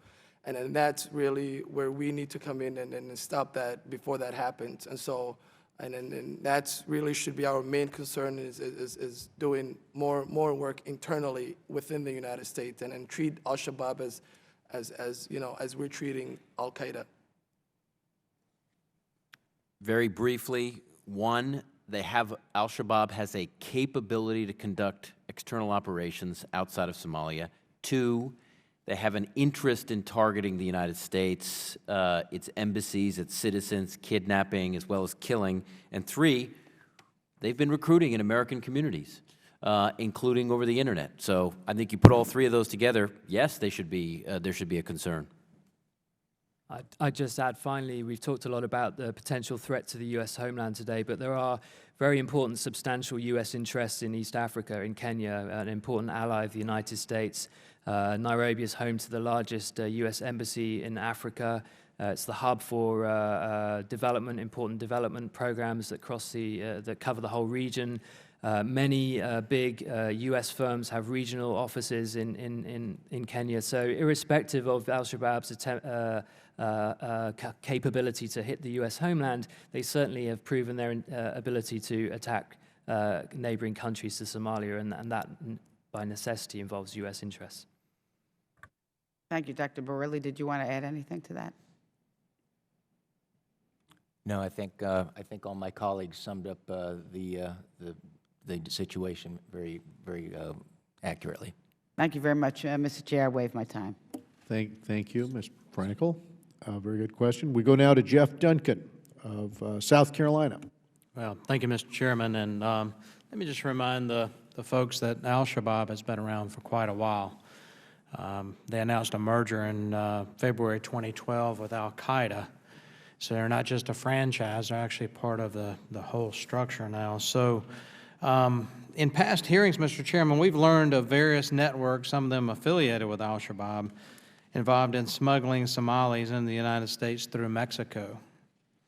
Dr. Jones, is this still happening, and for what purpose do you think Al-Shabaab smuggle people into the United States? My understanding is it is happening. I cannot give you specific numbers on how many may be smuggled right now, but I think your question on the purpose, there may be several purposes. People wanting to return home, and people intent on recruiting or fundraising. I think those are the primary reasons. Anyone else like to comment on that on the panel? Okay. Beside the 2010 attack in Kampala during the World Cup, Al-Shabaab has focused much of his attention in Somalia. This attack in Kenya fits exactly the strategy that al-Zawahiri laid out just recently for Al-Qaeda globally. Does the Westgate attack refute the claim that Al-Shabaab is on the retreat, Dr. Jones? I think one assesses the competence of terrorist organizations like Al-Shabaab in several ways. One would look at their control of territory, which they have lost, but I think what they have demonstrated is though they have lost ground, and I think that issue is important because one of their goals is to attempt to overthrow the Somali government. Their success on that part of their strategy has they have not been victorious at recently. But what I think they have shown is, and what this does demonstrate, is even though they have lost some ground, they still have an attack capability. And I think if you look at the history of Al-Qaeda, the strength and weaknesses of its affiliates and of the organization itself have ebbed and flowed in a series of waves. And even with a collapse of Shabaab into southern parts of Somalia, again, they're a dangerous organization. Do you think that capacity extends beyond the African continent? Do you think Shabaab's got the capacity to carry out this type of attack or a Mumbai-style attack somewhere else in the world? I think it's certainly feasible. I think based on the fact that they have, again, conducted an external operation outside of Somalia, they have done the collection, analysis, reconnaissance of the target, they've moved people and fighters into place. What they would need in a specific country, let's say the United States or in Europe or somewhere else, is they'd need the people in place, the infrastructure in place to do that. They had that, and they had an interest, they could do it. Do you think our focus, the counterintelligence focus, being so singularly almost focused on Al-Qaeda as a whole, do you think we've taken our eye off these smaller subgroups like Shabaab, or are there other subgroups that that might be planning similar attacks that we need to focus on as well? I think an important chunk of our intelligence community recognizes the threat from Shabaab. I can't characterize whether they have, and I would say in response to that, you know, the FBI, among other organizations, has been very effective at penetrating them in the United States. So I do think we recognize the threat. Recently, whether we have laid off a little bit, that's a more interesting question. I mean, that's certainly plausible. Yeah. Yes, sir. Could I just add, I don't think we've taken our eye off the ball in terms of Shabaab, but we should be aware of potential other groups in the wider region. And what seems an alarming element of the Westgate attack is that it appears Al-Shabaab may have fostered links with a Kenya-based group called Al-Hijra, which emerged from an extremist mosque in Nairobi and may have had some involvement with this attack, although investigations obviously are ongoing. So I think we always need to be alert for the emergence of new groups, particularly their attempts to make contact with other broader terrorist groups in the region. Tanzania is another country where there is a small but growing problem with Islamic extremism in parts of that country as well. Thank you, guys. My time's about expired. I'll yield back. Thank you. We go now to Mr. Brad Sherman from California. Thank you. America provides advice to other countries on the rule of law and good government. We're now in a situation where many of us are embarrassed to be part of the federal government and its Congress. This shutdown, what effect has it had on our image, particularly in East Africa, as a country and a model to follow, and our capacity to train, to gather information, to do the development projects that are aimed at hearts and minds? I realize this is a bit away from the questions you may have prepared for, but does anyone have an answer to how the shutdown is affecting our efforts in East Africa? Dr. Jones. Mr. Sherman, I don't know what the perception is in East Africa. I would say my biggest concern, the longer this grows, is, or at least one concern, I don't know if it's the biggest, one concern is our ability to continue to monitor this threat from intelligence agencies if we have people that have been furloughed. There are an awful lot of folks at the State Department, I happen to know, that are being furloughed right now. Trips to Africa have been canceled just in the last 10 minutes, and this is no way to run a superpower. Dr. Jones, does Al-Shabaab have important assets, strategic assets, that are amenable to destruction from the air by the Kenyan, British, or American air power? They do have some. The Kenyans have used fixed-wing aircraft, helicopters to target Al-Shabaab camps, structures that they have established, such as headquarters. So yes, they do have some facilities that can be targeted. And is the Kenyan Air Force up to doing that which can be done, or is there a lot that could be done by the American air power, British air power, that cannot be done by the Kenyan Air Force? I'm not an expert on the Kenyan Air Force. I'm not an expert on the Ethiopian Air Force, but I would say that they have been successful at helping the Somali government push back Shabaab from several key areas, including Kismayu and Mogadishu. Mr. Farah, I'm very sure that the vast majority of Somali Americans are law-abiding, and that only a tiny fringe is engaged in law-breaking in order to help Al-Shabaab. But my question to you is, does Al-Shabaab have significant legal support? That is to say, people in the community rooting for them, praising them, condemning the efforts of the Ethiopian and Kenyan militaries? And are there websites based here in the United States, .org, .com, et cetera, that condemn Kenya's actions in Somalia and or praise Al-Shabaab? I can assure you that a great majority of the community is on the same page when it comes to Al-Shabaab. You know, nobody goes out there and start, you know, gets excited, when they hear Al-Shabaab on the news or when they hear attacks by Al-Shabaab. Everybody in the community feels the same way as I do, which is, condemning the work. What about those websites? If I I'm spoke not aware. Somali, could I find pro-Shabaab or anti-Kenya websites in the Somali language based here in the United States? I am not aware of any websites of such. Okay. The Kenyan government has painted a picture of 10 to 15 attackers, one with a British and up to 3 with American citizenship. What's your best estimate, and I'm to anyone on the panel, as to how many attackers there were and how many of them had passports either from the United States or a visa waiver country, which of course includes Britain? Mr. Downey. We honestly have very little to go on right now. The Kenyan authorities have been very slow in providing information about the attack. We still don't know some of the very basics. How many attackers, in what groups, how many escaped, were hostages taken?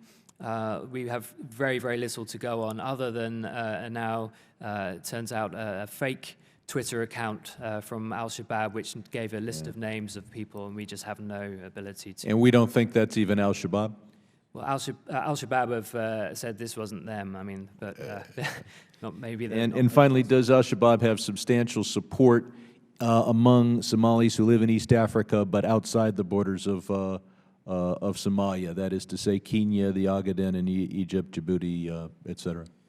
There are some sources of support from outside Somalia, particularly in Kenya, the main Somali district within Nairobi called Eastleigh. The Kenyans have raised concern about the enormous refugee camp within the Kenyan border, just close to the Somali border, where 500,000 people now And that's the second largest city in Kenya. So the second largest city in Kenya and a district in the largest city of Kenya not only contain Somalis, but that there is substantial support within those areas for Al-Shabaab. I wouldn't say substantial. The Kenyan authorities certainly say so, but the Kenyans are obviously very concerned about this refugee camp. They've been hosting it for 20 years, and it's perhaps in their self-interest to talk up the threat. I yield back. Colonel Paul Cook of California. Thank you, Mr. Chair.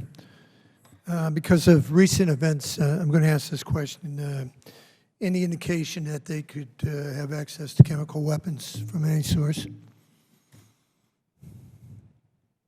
I'm not aware of any, Mr. Yeah, in your opinion, it would be a major game changer if they could develop something like that in terms of spreading terror in a place. I, quite frankly, expected something a long time ago, and nothing, no, from you. Nothing I'm aware of. Again, I would point to other groups where we've seen efforts, including Jabhat al-Nusra in Syria with a chemical program right now, including sarin, but not here.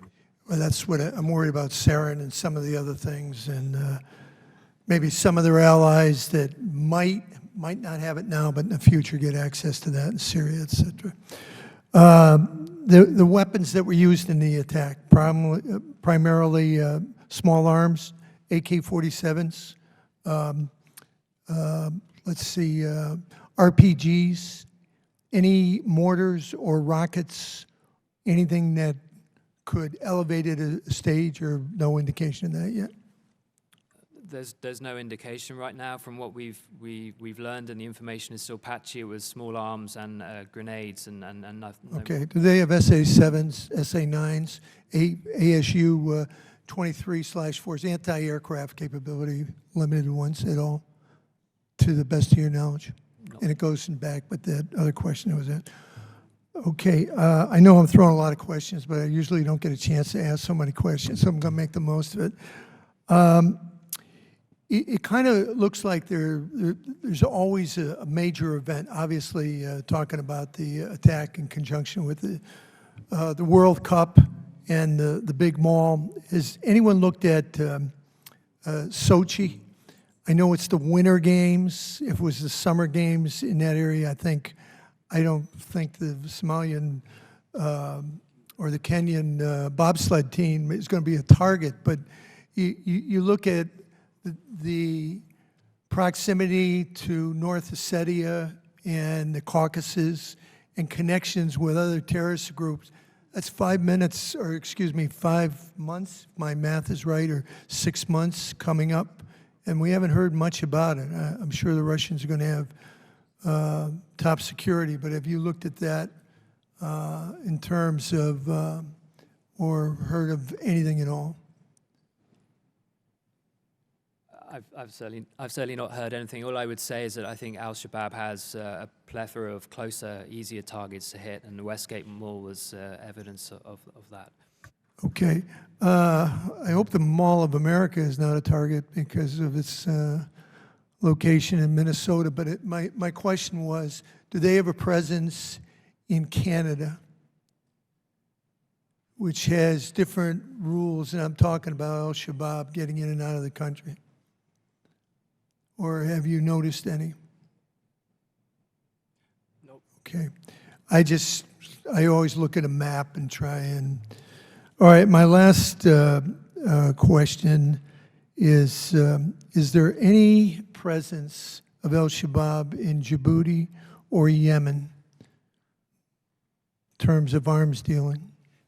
I would say in answer to that there is and there has been a relationship between Al-Shabaab and Al-Qaeda in the Arabian Peninsula, AQAP, which is based in Yemen.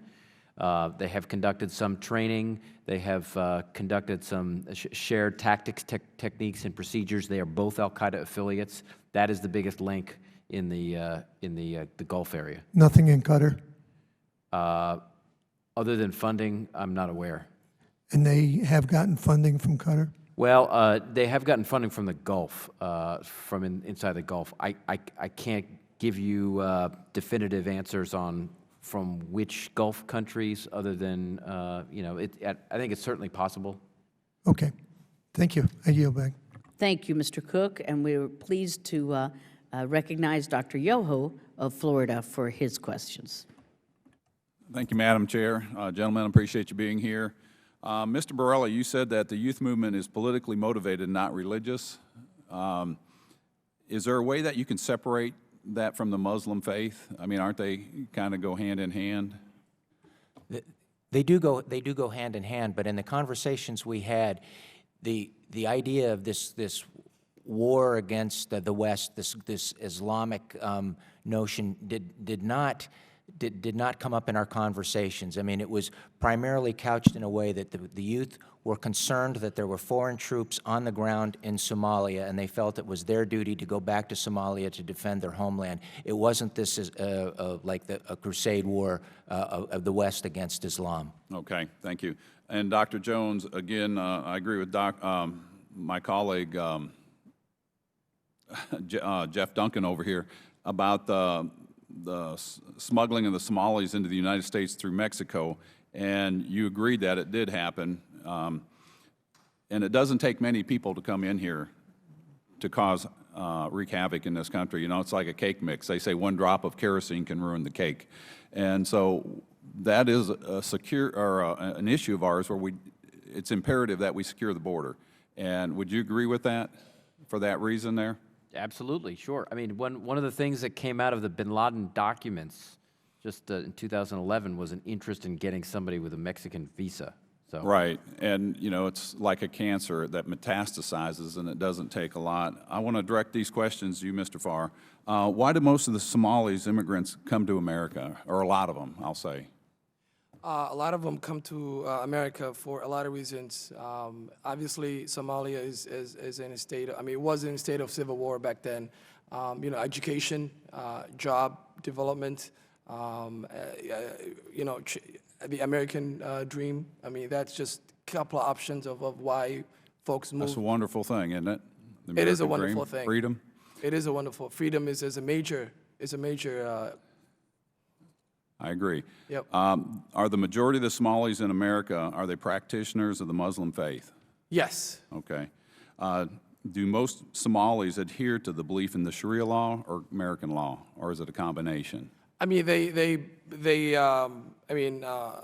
majority of the Somali people across this nation go by the laws that we have here on our land. Okay.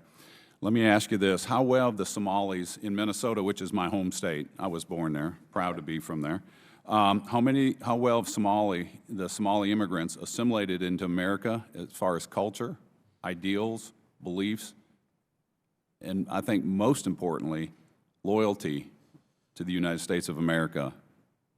They're very loyal. Well, let me say this. The Somali community, especially in Minnesota, are very loyal to this great nation. In terms of the assimilation, to some extent, they have been assimilated to the greater society. However, we do need to do a lot more work. There's a lot more work ahead of us, especially the youth. There's a lot of issues, especially identity. I mean, the new generation, we Somalis, Somali Americans, and that's what we're doing, in terms of Kajok and our work, is really making sure that kids, because they're not going back to Somalia. This is their home. This is my home. Well, I commend you for the work you're doing with Kajok. Let me ask you this. What's the average age in the Minnesota region of the average Somali? I mean, is it 30, 25? The majority of the community is between 5 to 24. Okay. What is their graduation rate? The graduation rate is very low, and that's what I was talking about earlier. There's a lot of underlying issues, such as a lack of education, lack of jobs. Why is there a lack of education? Well, because if they're assimilating into our country. To some extent, we do need to do more work. I mean, there's a lot. In terms of if you look at the gender-wise, females are doing great work. I mean, they're graduating far more than their counterpart. In terms of the males, there's a lack of mentorship, and that's where we come in. The high school rate is very low when it comes to boys, and so that's where we need to do all right, let me ask you something before I run out of time. What is the employment rate with the Somali male? It's based on the research that I was recently reading.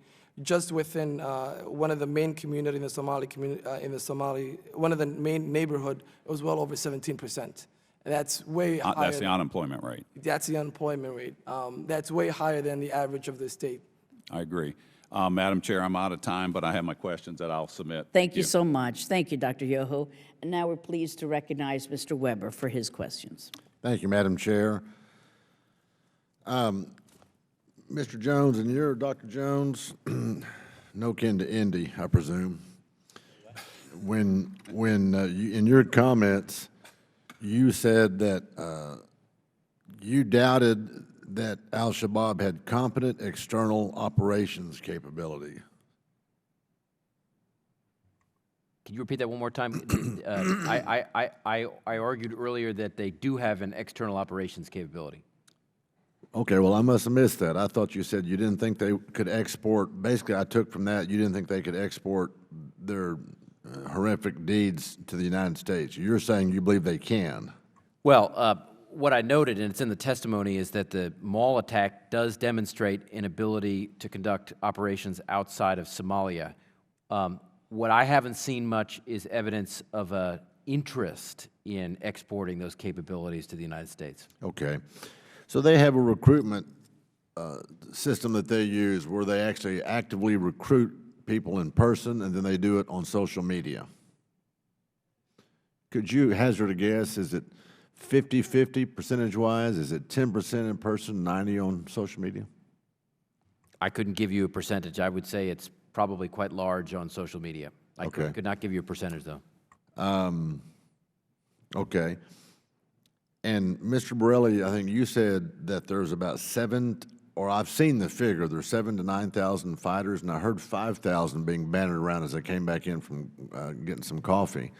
Is 7,000 to 9,000 fighters still an accurate estimate? I don't believe I was the one commented on the number of fighters. Anybody? I've heard of my colleagues. Anybody?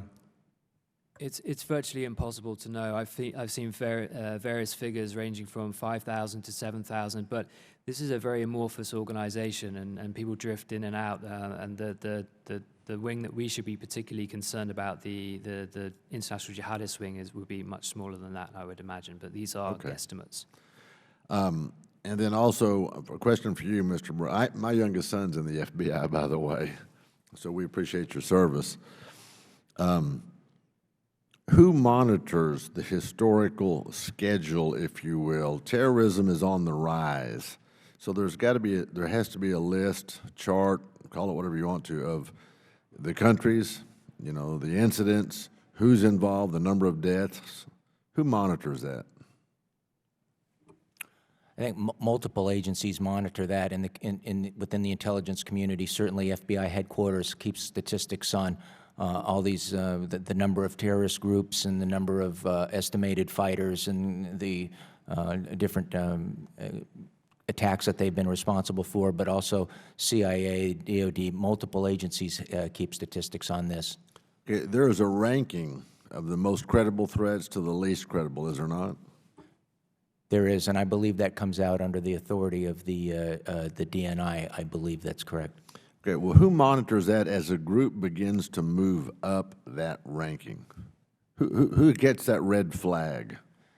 I think, and I'll also defer to my colleagues, but it's constantly reassessed, at least on a yearly basis, where the intelligence community looks at all of the factors, you know, intent, capability, which groups are moving up, moving down, and they're constantly being reassessed for the priority and the amount of resources that we must direct at those groups.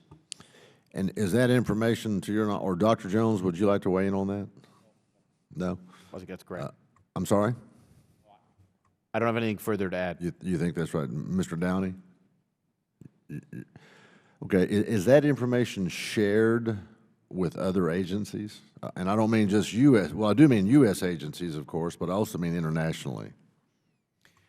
I can't comment on how much is shared internationally, with two exceptions. One is documents, obviously, in particular in the Four and Five Eyes communities, are shared closer with the British, the Canadians, the Australians, and then New Zealand. I would also point out, at least when I served in government, there were regular national intelligence estimates on the threat to the homeland that were combined by the National Intelligence Council, and so included the assessments of all agencies.